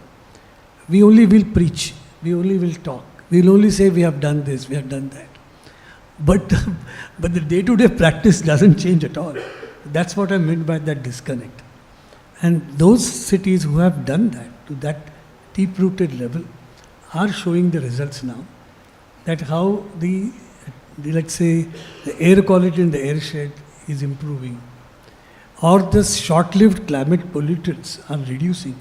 Today we have no idea what kind of short-lived climate pollutants you and I are breathing here. See, when we say we are finding a high-risk range of air quality index, the way it is constructed, it is really the reflection of the particulate matter, the respirable particulate matter. But that's not the particulate matter. It's a surface of huge chemical interactions of pollutants. So when I say I'm inhaling particles, I'm inhaling several carcinogenic chemicals sitting on the surfaces of the particles. That is not understood. So we will only keep focusing on dust particles. But there is a lot more than that. Now, how do you tell this to the citizens? That's a challenge. I'll give an example. I've done for the entire state of Gujarat Air Quality Action Plan as an example. Very intensive participatory movement. And I really was impressed by the citizens, stakeholders coming and putting their point of view. But there are several other proxies. For Pune, when I was working, we talked to the chemists associations. We put on a GIS map all the chemist shops. We asked them how much is the sale of Astelin. When you have a difficulty in breathing because of asthma. And we saw a great correlation between sale of Astelin and the air quality levels, as an example. And I published it in the newspapers in Pune, and people were surprised. And way back 30 years ago, I put dust jars in Bombay. Dust jars. It's a very old Chinese technique to figure out dust in the air.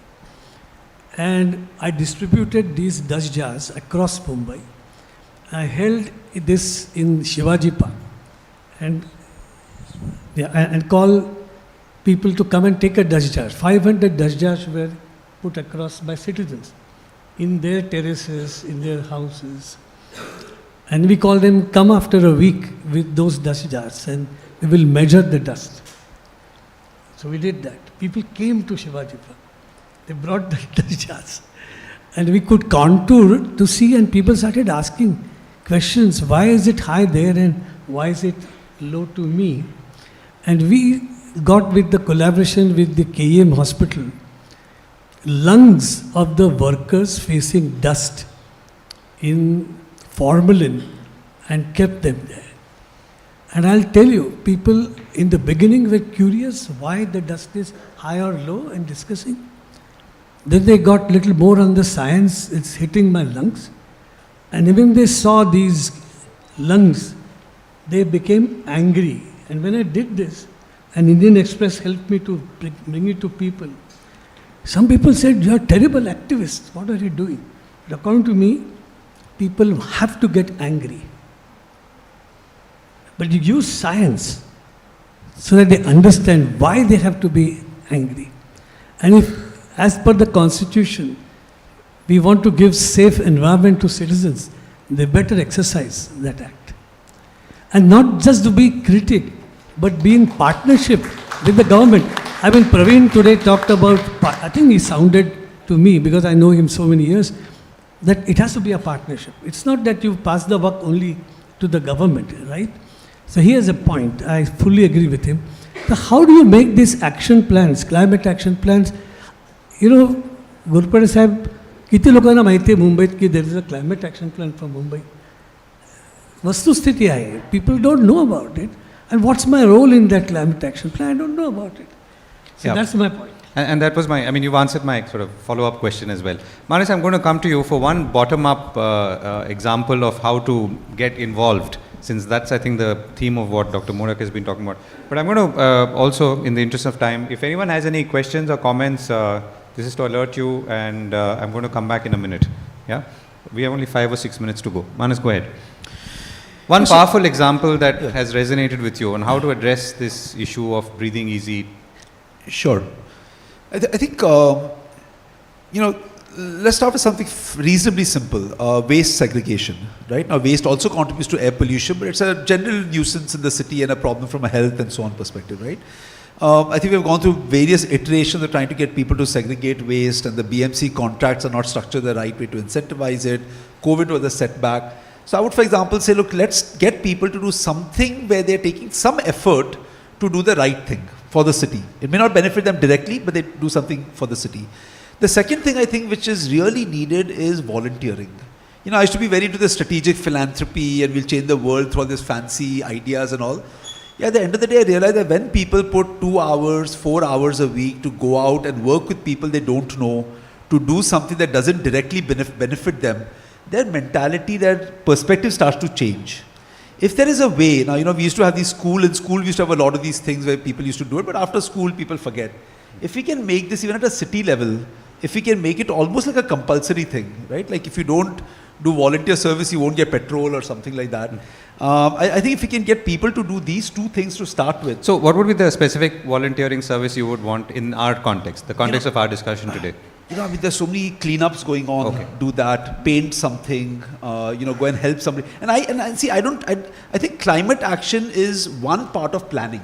See, today if you look at master plan, we're not able to create master plans or stick to it. Now, how will you create a climate plan and stick to it, right? A culture of commitment, a culture of doing things what you plan has to be built in citizens and all around citizens, right? And it's also a way of communicating that there is a plan and this is how you could be involved with it at the bottom. Yeah. Okay, any questions or comments? So just on that, for example, you've got something like Mumbai, Project Mumbai, right? They do these weekly cleanup. Same 15 people show up to do a cleanup. I'm saying, why aren't 400 people showing up, right? All over the city, Sunday morning, weekday evening, this, that. I think there's a lot of opportunity. And people today, I think people are finally reaching the point where we are sick enough and we are tired enough and we are frustrated enough as citizens where we want to do something. But life is so busy, we don't take the effort to do it. That moment of inertia is there, right? Got it. If we can overcome that, I think we'll be good. Okay, any questions or comments? Yes, go ahead. Hi. Very brief, please. Yeah, I am not actually not questioning you, but I just have a thought process here which I want to share. I'm Anahita, by the way. So yesterday, I take the train. I am not an Uber person, honestly speaking. I love to do my bit for the environment. I spent 20 minutes for a less than 2-kilometer travel. So people here, obviously you are at a very high level, you are seeing policy, intervention, government. Why don't you take a step back and look at people, how their daily lives are functioning? So, even before you go ahead and instrumentalize that on paper to put 5,000 fleets of buses on the roads, may I ask you, and it's a very humble request, may I ask you to please, talk to people how their commute is happening. If I have to take an auto from my house to the station, which is a pain, can we do some regulatory work around that? Transportation becomes easier and that's what we are all wanting to do. Can we make train travel easier? Yes, getting metros is definitely, the way forward. But what do we have existing? How do we improvise on that? Bringing in efficiency over there is a great point. Okay, can I interrupt you? Can I get someone else Just in? one last statement. Thank you, Aga Khan, for doing this. Just a word.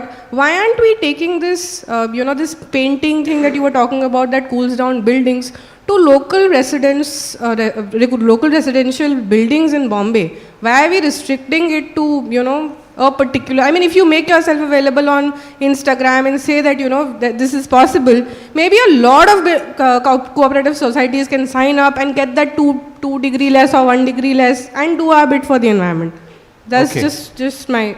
Great, thank you. Yeah, go ahead. Very brief, this is the last one, I think.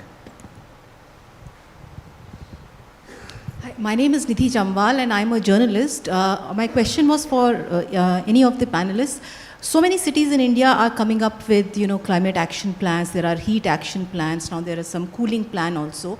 I just wanted to know that how does one get these plans implemented? These are not legally binding plans, and if they do not get implemented, there is nothing, as such that can be done. So is there anything specifically around implementation that whatever plans are being prepared at city level, they actually get implemented in the next 10 So years. are you 20 thinking years. of something specific when you say that you No, saw a plan because which was not you implemented? open LinkedIn and every day there are climate action plans which get released. So my question is, how do we ensure, because there's so many plans been prepared earlier also, how do we ensure implementation? Okay, we'll use that in the sum up. Anyone else?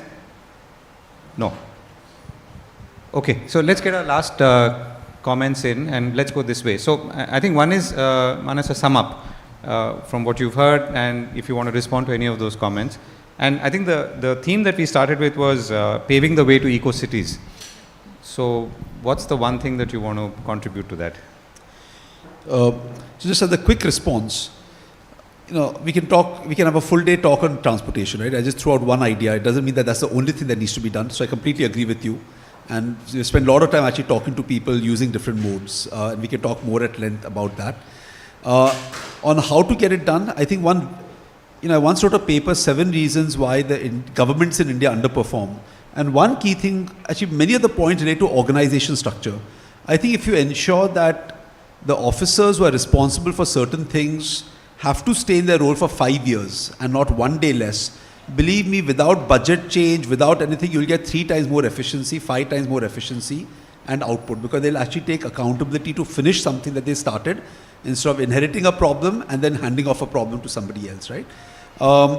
I think citizen action has to be central. Sure. We need level 6 leadership in all our institutions, and that has to start with us, starting with something small, but then also being fearless and being open-minded to both support businesses and government, but also challenge businesses and government to do better.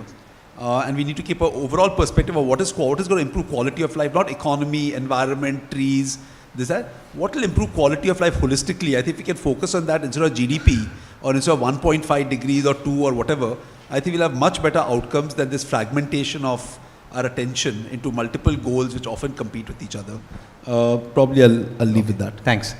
Dr. Mona? I think I'll just pick up one of the observation. Implementation, I think that's the key. That's the big challenge. If I asked you, who is the air quality manager for Mumbai? Sir, who is the air quality manager for Mumbai? There is none, in fact. And if you're interested, I'll send you, if you reach me, I'll send you my articles on this dilemma. And this is the biggest problem. Implementation structure is not clear. Who is responsible? Who is accountable? There are multiple departments. So many times only political leadership helps. I want to touch upon the word you said, eco-city. So I've been involved in planning and implementing eco-cities. One of my exciting experience was city of Malacca in Malaysia, where the chief minister of Malacca was running the campaign of the eco-city. Tech was there. We had mobile apps for gamification for people to get rewarded if they lived sustainably. So there was a lot of movement, a lot of, you can say, buzz, because of course there was a political interest, and that's why this happened. Sangli Miraj Kupwad, you mentioned just now. 15 years ago when Jayant Patil wanted to have a hold, he asked me to prepare Eco-City Action Plan for Sangli, which I did. It took 18 months. We got the required funding. A huge citizen engagement happened.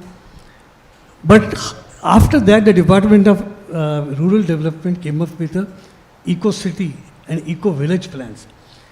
So to me, doing one pilot, if it resulted into a state-level program, was satisfying. But what eco meant was not interpreted similarly by the Department of Rural Development. They said plant trees, plant trees. So that was not really the eco. So I take your point, implementation and implementation. That is the challenge. Got it. Last word, Abhijit, and I think there's one point which came up, the role of private sector, which I think Manas alluded to. So if you can bring that into your closing remarks as well. Yeah, I feel, Mr. Govindraj, collaboration is the key. Because we live ours the multipolar world, but this is a multipolar society. Though government can spearhead and should spearhead climate action, we also need collaboration from various other sectors, including the private sector, active citizenry, organized groups, researchers, civil society must play a crucial role.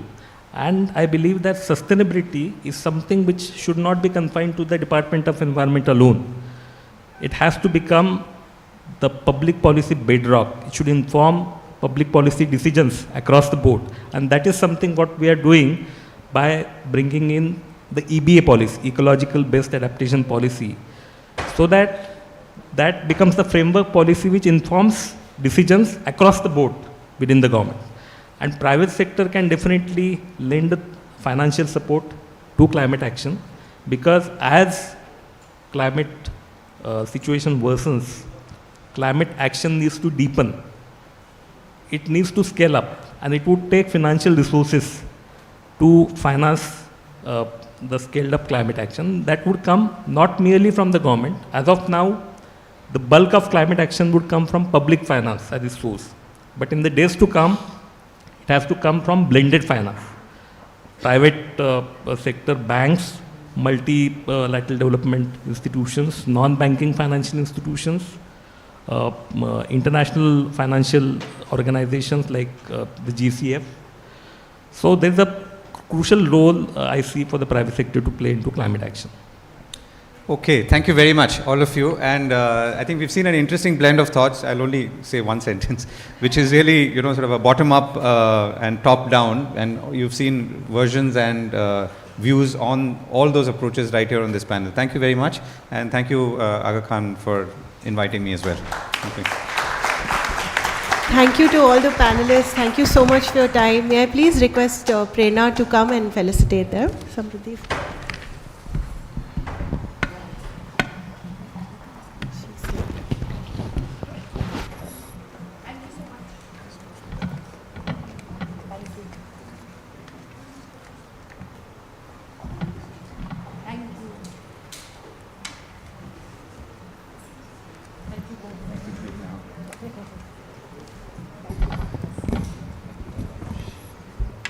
Thank you so much for an insightful conversation.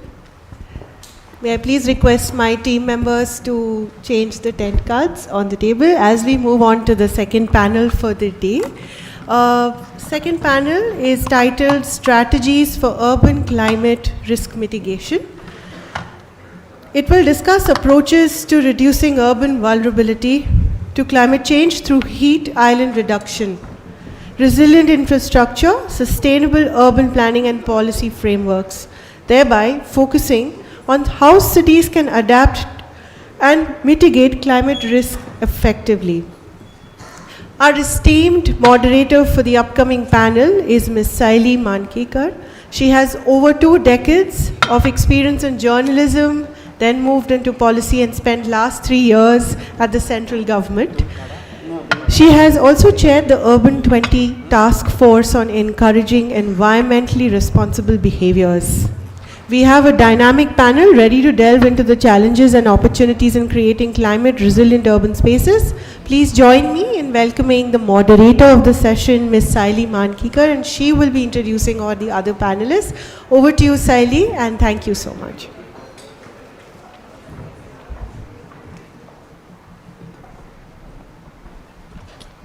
Good afternoon, everyone. I know we are sitting between lunch and this session, but I promise we will make it more informative and try to ensure that you leave this room more informed and we learn something from you as well. So let me first introduce you to this exciting panel. It's a very rounded panel. Someone from the government, we have someone from a multilateral, and we also have someone who actually works in climate action on ground. So let's see if we can, bring in a multi-perspective on this panel. Let me first invite our first panelist, Mr. Sunil Pote. Mr. Pote, please come. He's an electrical engineer graduate, has 34 years of experience. He's an executive director operations at Mahapreet now. And he is working on leading implementation of energy saving projects, large scale solar projects, electric vehicle charging stations, cold storage, and mainly district cooling projects in several cities, including Mumbai, Thane, Pune. And in my conversation yesterday, I also learned he's worked in CIDCO and many other development authorities. So what a varied, experience. I'm hoping he brings that to the conversation. Let me invite my second panelist. It's Parul Agarwala. Parul, please come. Parul Agarwala is the country program manager of UN Habitat in India. And she has over 15 years of experience. Parul has worked towards mainstreaming sustainability, inclusion, and climate resilience in urban planning, management, and financing of urban development in 8 different countries. So that's a great global experience she will bring to the panel today. Welcome, Parul. The third person I would like to invite is our youngest and one of the brightest young persons I have met, and that is Neha Awasthi. Neha, please come. Neha is a C40 Senior Manager, Mobility for India. Interestingly, Neha and I have worked in Niti Aayog and NIUA as well, and at different times, but I have heard a lot about her work, and Neha, looking forward to hearing from you on that. She's worked on the Aspirational Cities program, which is a UP government program. In fact, she designed it, as far as I know. She's a evening scholar. She's just back from LSE, from a public policies course, after having done her master's in urban development. So looking forward to your inputs, Neha. Before I start this panel, actually, when I spoke to Aga Khan, I asked them who are the people who are going to be in the audience, right? It's important to kind of speak to the audience, because very often, many of us who've worked across government, media, public policy, we have varied people. So what I was told is there are a lot of people from the corporate sector who are here, and we thought, why not respond, make our responses accordingly. So my 2 bits is, there is one thing that I believe in, and when we sit on climate panels, we all talk so much in jargons, right? And if you look at our topic there, it talks of mitigation, right? So strategies for urban climate risk mitigation. So, while I'll not, ask you to put your hands up on difference of adaptation and mitigation, I thought let me give it a quick go. Many of you might know about it, but many not. So I thought it's a very basic thing in climate. When we talk of adaptation and mitigation, we have to remember 2 words. One is cause and the other is effect, right? So when you're talking of adaptation, you're talking of the larger resilience issue, and you're looking at the larger effect that climate change is having in the current and the future state. Whereas when you're talking about mitigation, you're looking at the source of the problem and trying to adopt projects and strategies that will plug that today. So today we will talk of the source part. We will try to also dwell a little bit on adaptation, but since the panel is about mitigation, let's talk more about that. I hope that clarifies a bit of that jargon that we are going to use. So let's start the panel, and my first question would be to Mr. Pote, who really has worked across this the government sector and with so much varied experience. Can you give a sense to this audience on what is this climate mitigation landscape all about? What is it that, and how is it that these different people can really participate? The last panel talked about collaboration, right? So how can they really participate? Give them a sense of the project landscape and the opportunities in this landscape. Please. Thanks, Saili. Yeah. Thanks, Municipal Corporation, authorities, and Aga Khan Agency for inviting me for this panel discussion. Having worked for more than 30+ years in developing authorities like City Industrial Development Corporation, Thane Municipal Corporation, then MMRDA, and now with Mahapreet, definitely I can speak about the other side of the show. So basically what is happening now in municipal corporation, there is definitely awareness has increased, no doubt about it. Last 10 years awareness has increased some. But thing is that the government of India already has changed the DSR rules. In last panel somebody was discussing about it. Now it is mandatory for municipal corporation authorities to go for energy efficient appliances. It is a mandatory. So as a routine thing, it comes out, LED lights, energy efficient fan, everything has come out. Then various schemes of government of India, just like Solar City program, then Smart City program, Amrut City, Maji Vasundhara. So it is now binding on the municipal corporation. There are few things which I would like to highlight here. First thing is that municipal corporation or any other development like MMRDA, they have a statute of development control rules. So let's speak about that. We Indians as a whole, we create problem and try to solve it. So in development control rules for next 20 years, if we can incorporate certain things, for example, Chennai city has come out with a development rule wherein they are going for a heat mitigation. That plan is built in.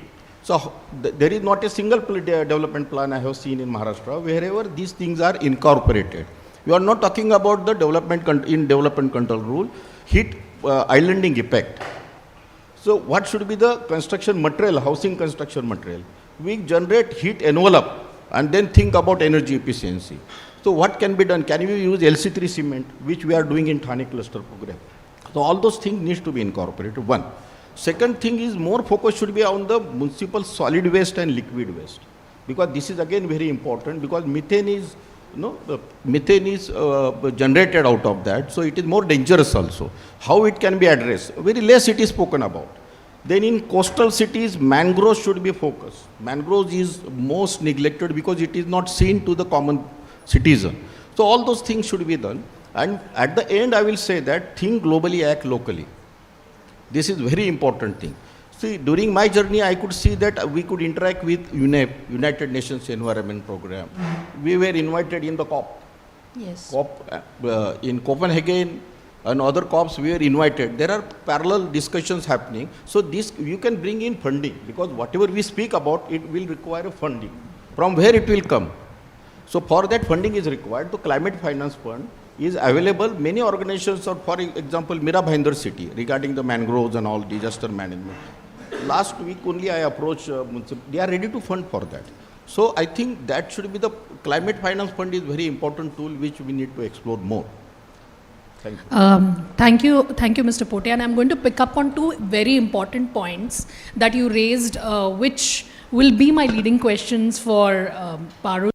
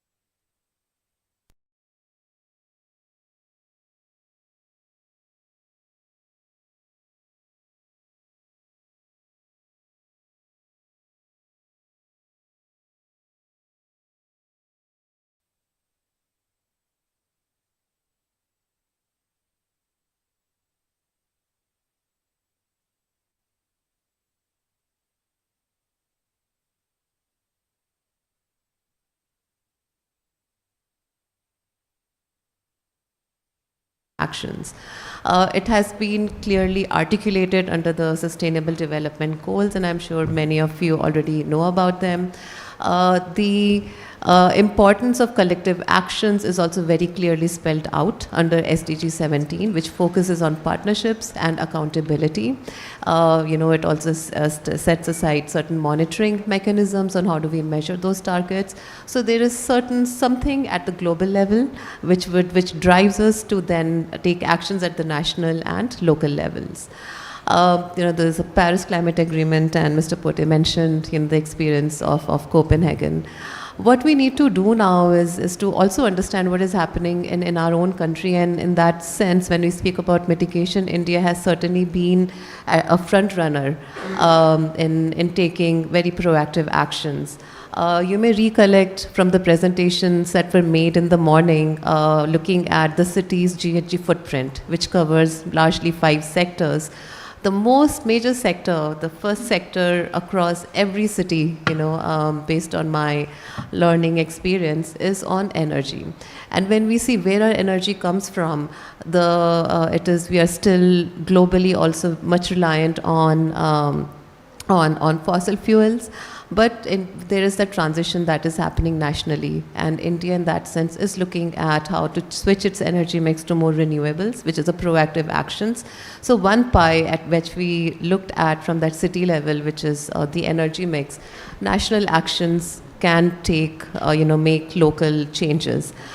When we look at some of the other sectors of that pie, which is on residential sectors, mobility sectors, which are again the largest contributors, and we have heard, interventions since morning on what can be done, it's an important pathway. Now, the big gap is on our aspirations, the collective aspirations on what to do and how to get there. And here I have like two, propositions that I would like to present. One is on the integrated actions. Now, in my learning also, our nomenclature vocabulary is involved. What we call climate actions today used to be called sustainability strategies, but the inherent intent is the same. We need to collectively come together towards a vision, and we need to, anchor, we need to convene around that vision, and we need to find ways to make it actionable. How do we make it actionable? And this is where we see challenges that small cities face are very different from larger cities. From planning to implementation, there are specific stages. You have a vision, you have a project pipeline, but then someone has to put in some technical insights to prepare pre-feasibility reports, feasibility reports, your PPP structuring, financing, risk assessments, and then finally, get it down to the implementation level, which is where we see the resources that the big cities have, the expertise, technical understandings, the larger cities have, is very different from what smaller cities like Mira, Bhayandar, experience. And these are sort of the important entry points that we need to come together and understand and see on how different collaborators, stakeholder segments can co-create, co-design and co-implement. So while your network infrastructure of a large water supply is not something where individuals can take collective action on, but certainly that collective action on managing and maintaining your open spaces is something which would be a good entry point from the community perspective. So I think we need to break down our joint aspiration for a vision, down to it's into smaller components, smaller work packages, and then, align ourselves and come up with the format or a framework for collective actions, responsibility and accountability across the different stakeholders. So I'll stop there. Thank you, Parul. I think that's a very good input about, how this could be one of the strategies, number one, that we could really put forward. But now coming to Neha, I would like you to kind of talk us through what is happening at that city level, right? We heard Nidhi put a question in the previous panel where she really asked, what about implementation? You are, and also, having worked in the government, I would still say this is an emerging space. We are still learning. All the agencies working in the climate space are still learning. We have not really cracked the formula, but I think together, again, collaboratively, I think that is what can happen. Neha, can you take us through this kind of a life cycle and really tell us what is happening on ground today, since you are, as C40, work in several of these climate action plans? And take us through the whole cycle, right from, I think, money, right? Budgeting is so important. How are agencies like yours and, Aga Khan and the others really looking at this from a 360-degree approach? I think, first of all, thank you for having me on the panel, and thank you, Saili, for a great introduction in the beginning, because as we are all new in this space, I think what is important right now, just to answer your question, is to understand what C40 cities is. Many in the room are aware of what we do and how we are placed globally and both in the region. And this will somewhere also answer your question, Saili, that what is it that cities are really doing today? So as C40 cities, we represent a global network of around 100 world-leading cities. We have 11 cities in the South and West Asia region who are constantly working together with the network of these 100 cities, trying to actually take action on ground when it comes to climate change and mitigation. Just to give you an insight on how this network works, so we basically plan, that is the first step, and I think Indian cities are taking a lead under various programs, and we already have many climate action plans in place. But the challenge starts from the next step, which is basically implementing it. Now, this is where the C40 networks become very crucial, because we have around 35 high impact actions. So to be a part of the network, it's basically cities need to take action. There is no money involved in it. It's the willingness to take action towards climate change what makes any city part of the network. We try and monitor annually the city's action that they have taken. The bigger agenda is just to cut down their current emissions to 50% by 2030. That is the current target that we are working across the 100 cities across the globe. Where this target actually helps us is we monitor 5 different sectors. Just to give you an example, waste being one of the largest emitters in methane segment, transport through fossil fuel emissions, building and energy consumption sector. Then you have urban planning, which is like a cross-cutting theme where we try to build in frameworks which can help in implementation. And the final one being resilience, because climate challenge is something which has become a reality and we need solution as we speak. Right. So therefore building resilient infrastructure is something that we need to actively work on. And these are the 5 broad categories under which we have 35 listed high impact actions which we monitor annually across cities. And then to make it implementable and mainstream it, we work with the cities to come up with say frameworks that are integrated into their building bylaws. How can we integrate, for example, the energy efficiency rules into their DCRs, the development control norms. So these are the kind of actionable items that we work with the cities. And climate budgeting being one of the important factor, and Mumbai is the lead country in the whole of the south, the global south, and they have come up with announcing like 30% of their entire budget to be dedicated to the actions that are very climate central. So that way, we have Indian cities leading it already, but it does not end there. The next thing is to innovate, and I think that's where the role of C40 and the network comes in. Correct. Because we need global learnings, but we need local solution. Even locally, you work with other partners, right? Yes. Yes. That's again where the collaboration part comes in. I know your Mumbai action plan is with several Yes. other partners, and you go in as a group, right? Yes, yes. And therefore, the innovation becomes very crucial. Correct. And to help city lead certain actions. So, for example, Mumbai, the energy transition has helped us, activating 42 cities in the state, and now we are working with 42 cities across the state to come up with their energy transition plan. So, this is how, you can have a local leader, region leader, and then try and help them work together and find a solution around it.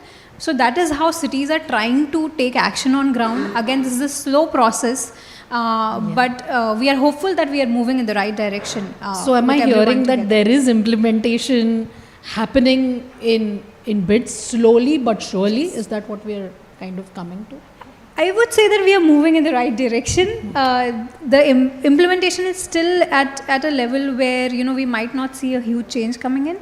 Immediately. But, but that is not something I would say should make us reckless at the moment. Sure.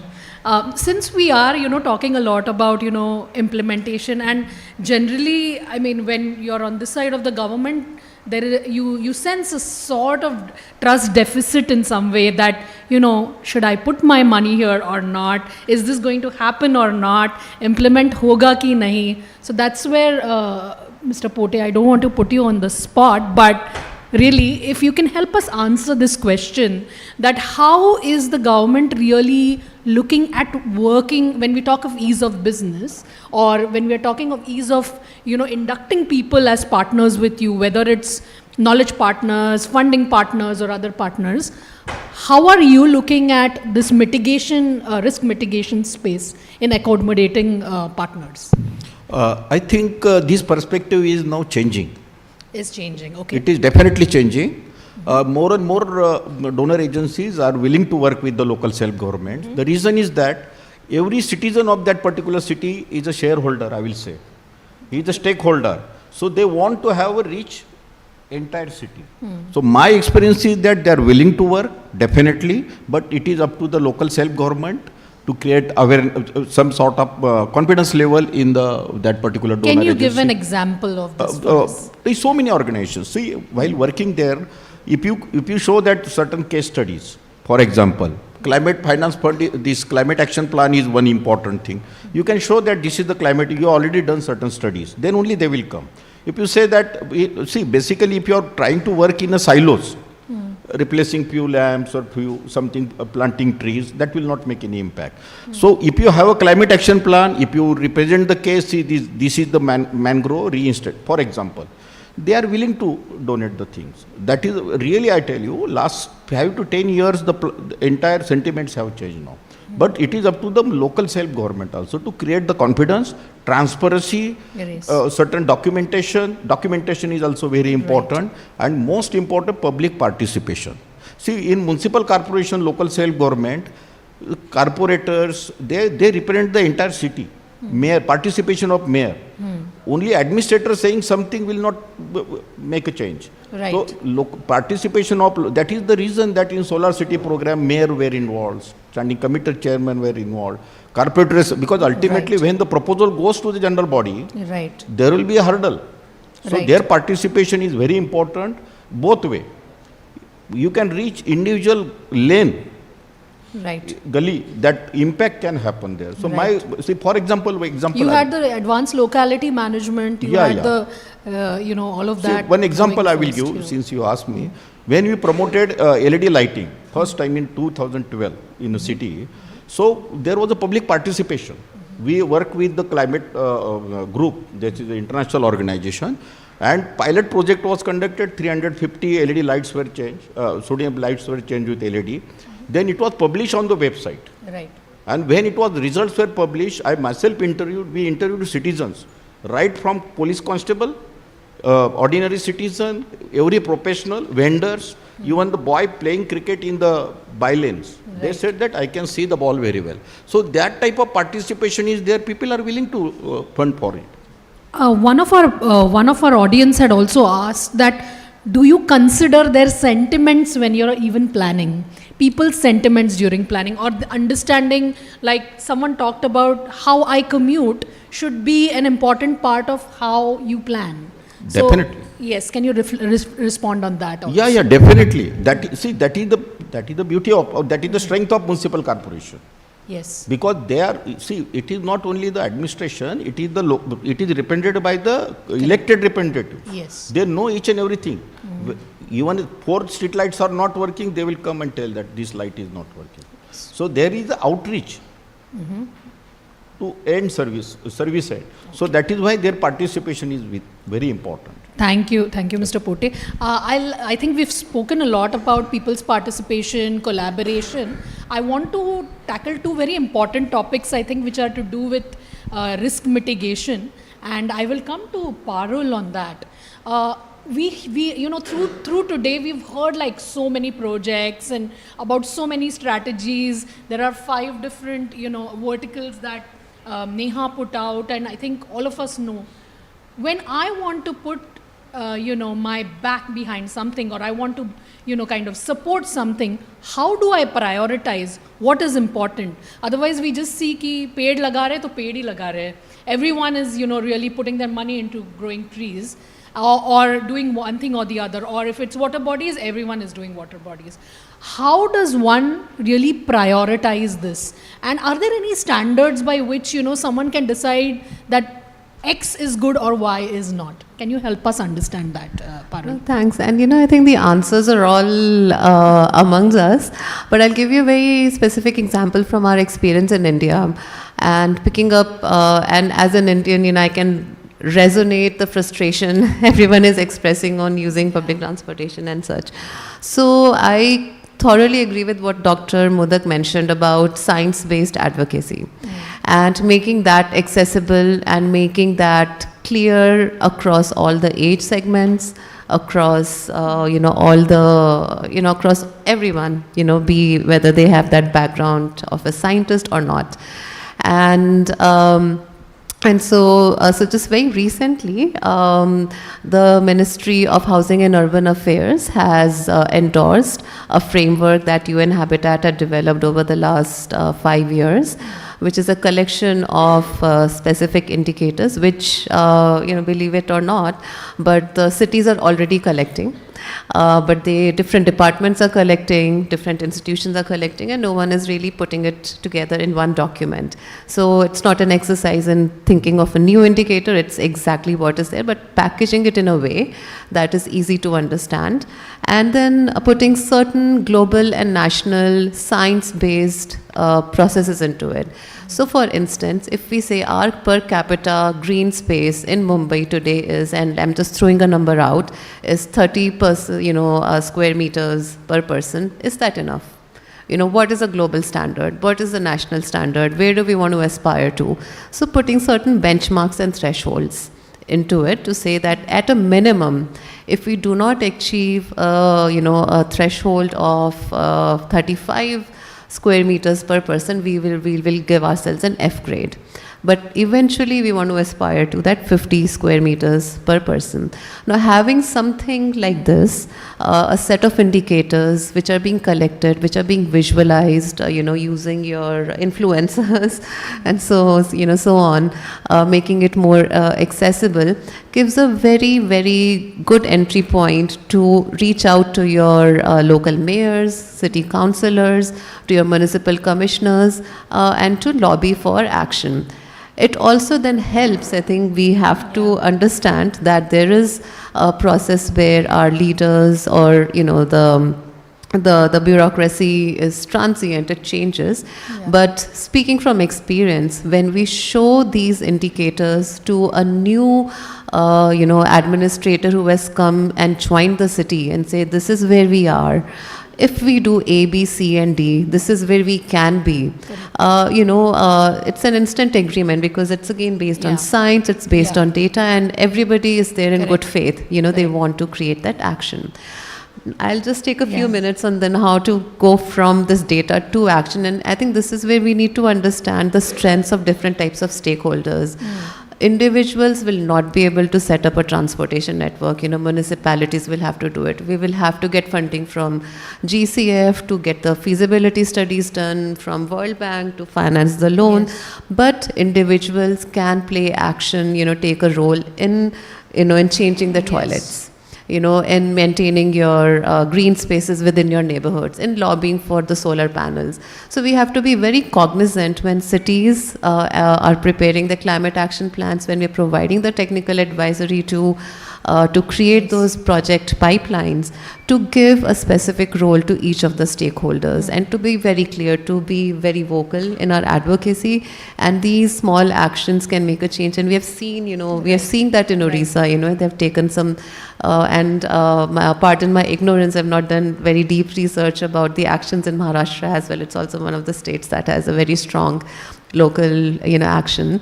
But it's possible. We see those examples in our own, within the context of our own cities. It's just being formalizing those, establishments and carving a space for everyone to be a part in the city's, development story.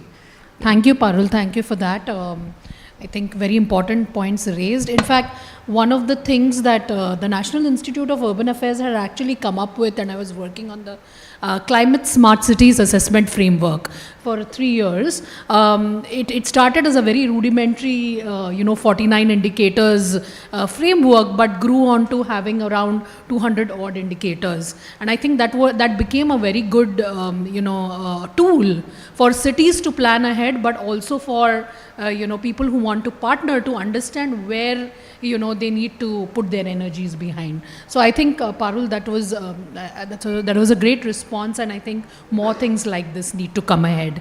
And finally, I know when we are talking of risk mitigation strategies, one very important thing is the fact that it needs to be done in a just manner, right? This transition, and like we discussed that while this space is new, there are new skills that are required to tackle this space, which also means capacity building, upskilling, and getting ready for the so-called green jobs.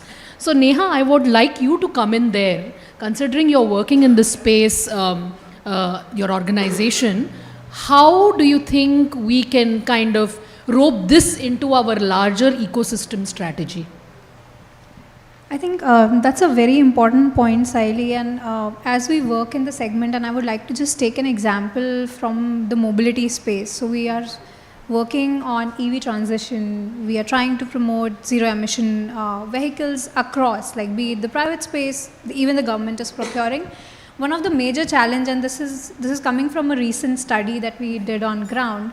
We interviewed around 500 plus truck drivers and few mechanics, and we tried to understand, what is it that they are, why are they hesitant in moving to greener fuels, or even try something outside of ICE vehicle. And the idea was, what if my vehicle break down? If I'm on a long haul trip, do I have, I won't be able to diagnose. This is more software based, it's more electronics, less mechanical now. So we definitely know that with this transition, there will be certain jobs which won't be relevant. And the number is close to 20%, so to say, in any ecosystem if you pick. But there are going to be new jobs, and the numbers are matching, close to matching. So 20-25%, there will be new kind of skills that will be required. And therefore, there is a lot of scope for upskilling and upgrading the existing, the workforce that is there. And this is happening across the sector. Mobility is one such example. With the more and more we are looking into circular cities with, say, going zero waste, wards and all. I think it's the informal rack pickers, who need to be trained formally, upskilled, and because they are the crucial part of bringing circularity in motion on ground. So these are the kind of entry spaces that we have, even for a lot of CSR front to flow in, because more than the government's presence, it's the CSR and NGOs that are very closely working through health segment, through the other social sector schemes, and they are working very closely with the informal sector. And therefore, that is the opportunity where we also very closely like to work with people on ground, closely working with the informal space, to try and integrate them and help them transition to greener jobs by upskilling. And also trying to, make new technologies be available to the people who are actually dealing with it on the forefront. So I think that becomes very important, that we make it socially inclusive when we are transitioning to greener approaches and trying to be,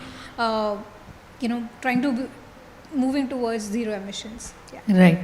And I think this inclusivity has really to be bottom up, but also top down. Yeah. You need very good people at the top as well, who are well trained in the sector, but also people right at the bottom and at every stage to really, be there to support the whole transition. So with that, I think we have run out of time, and I would skip the questions because I think you can directly interact with the panelists and have the questions. That would be good, because then a one-on-one is always better, is what I feel. While I close, I think a few thoughts. I hope you have been able to take away a few points on where you can really interact and collaborate with different sections of in the ecosystem of climate to really back it up, and because collaboration is the key, right? So it is when you collaborate that really we will be able to mitigate what is happening today and what is going to come up. And with that, I thank you all panelists. You were wonderful for today's panel. I would like to thank the Aga Khan Agency for inviting all of us here, and the Mira Bhayandar Municipal Corporation for this same. Thank you very much for your participation. Thank you so much, Saili, and all the other panelists for your time and insightful discussions. May I please request my colleague Anita to please felicitate the panelists.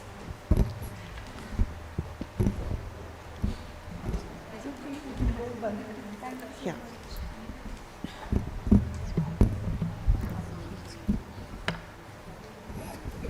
So may I request somebody to please take a group picture. Prerna, please be a part of the picture. Yes. Sanjay sir, आप भी please join करिए group photo के लिए.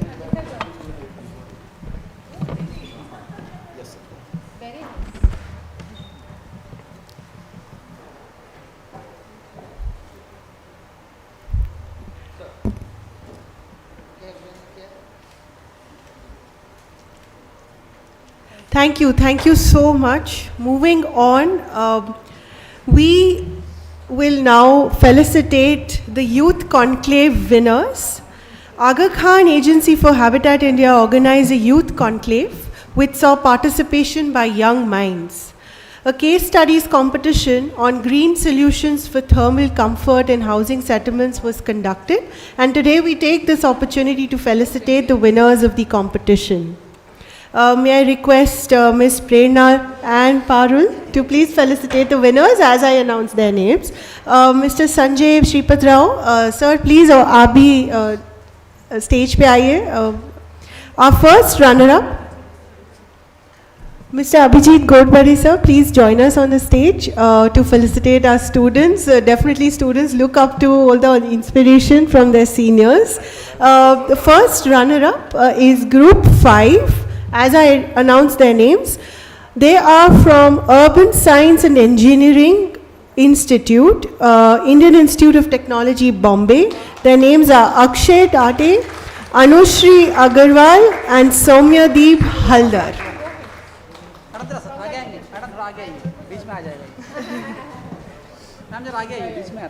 निशा आगे से trainer के certificate First you just give the certificate. Yeah, go ahead. Come,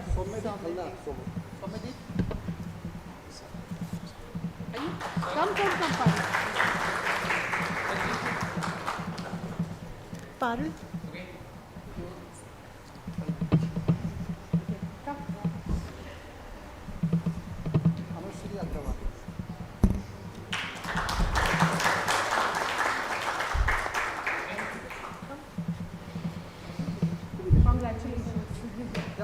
Can we please have a round of applause for the winners?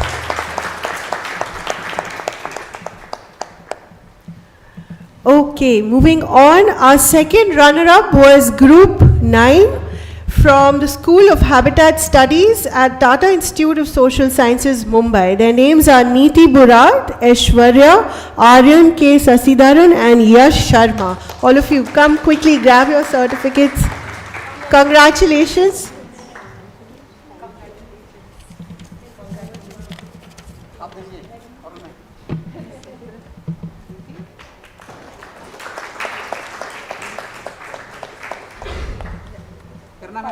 You please.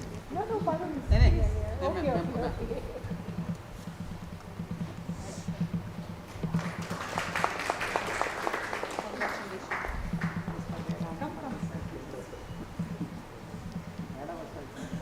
You can give. Yes. Chalo.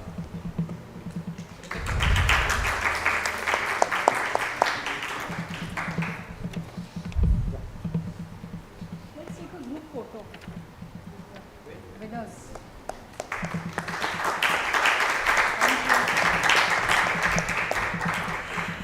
As we are moving towards the end of our event, we will like to close this event with our Municipal Commissioner speaking and giving out the closing remarks. Sir, thank you.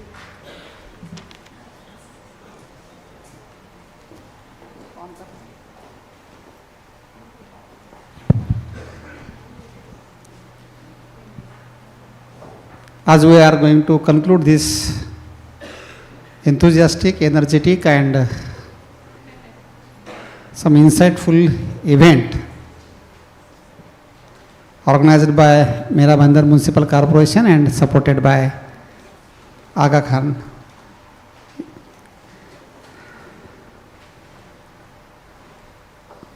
As we are experiencing heat when we are outside, I hope this workshop would create heat from inside to work for betterment of the humanity.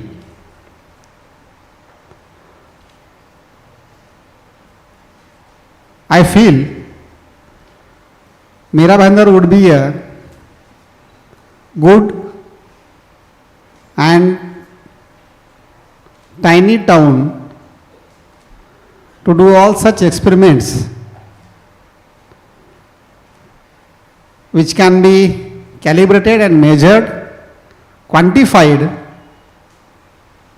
to project it before the communities.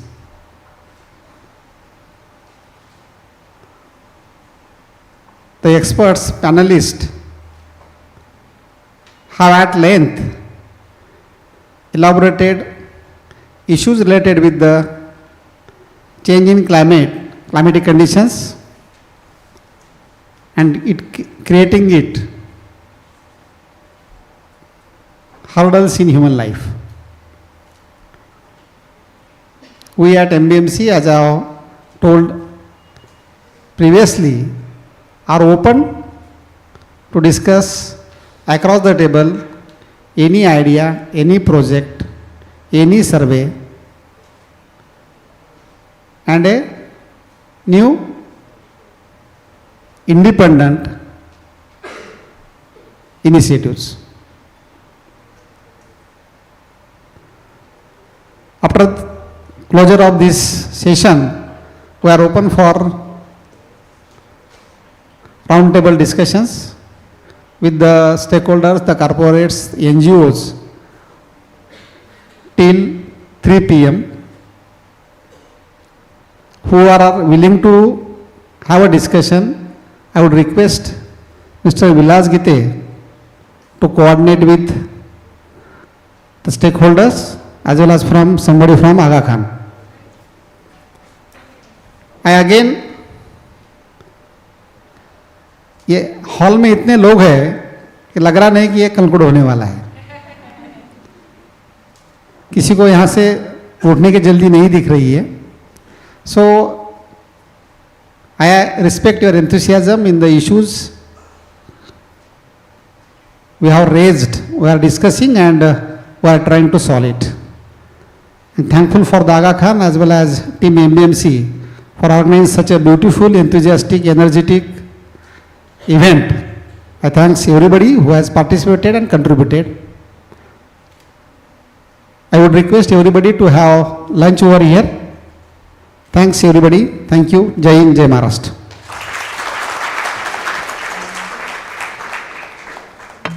Thank you, sir. Ladies and gentlemen, with this we conclude the event on climate solutions for future-ready cities. The discussions today have highlighted how cities can integrate sustainability, resilience, and climate action into their core frameworks. Let's take these ideas forward, foster partnerships, and implement the solutions needed to secure a sustainable, climate-resilient future for generations to come. Thank you all for your valuable contributions. Please join us for lunch organized in the hall outside, followed by networking as you please. Thank you all once again.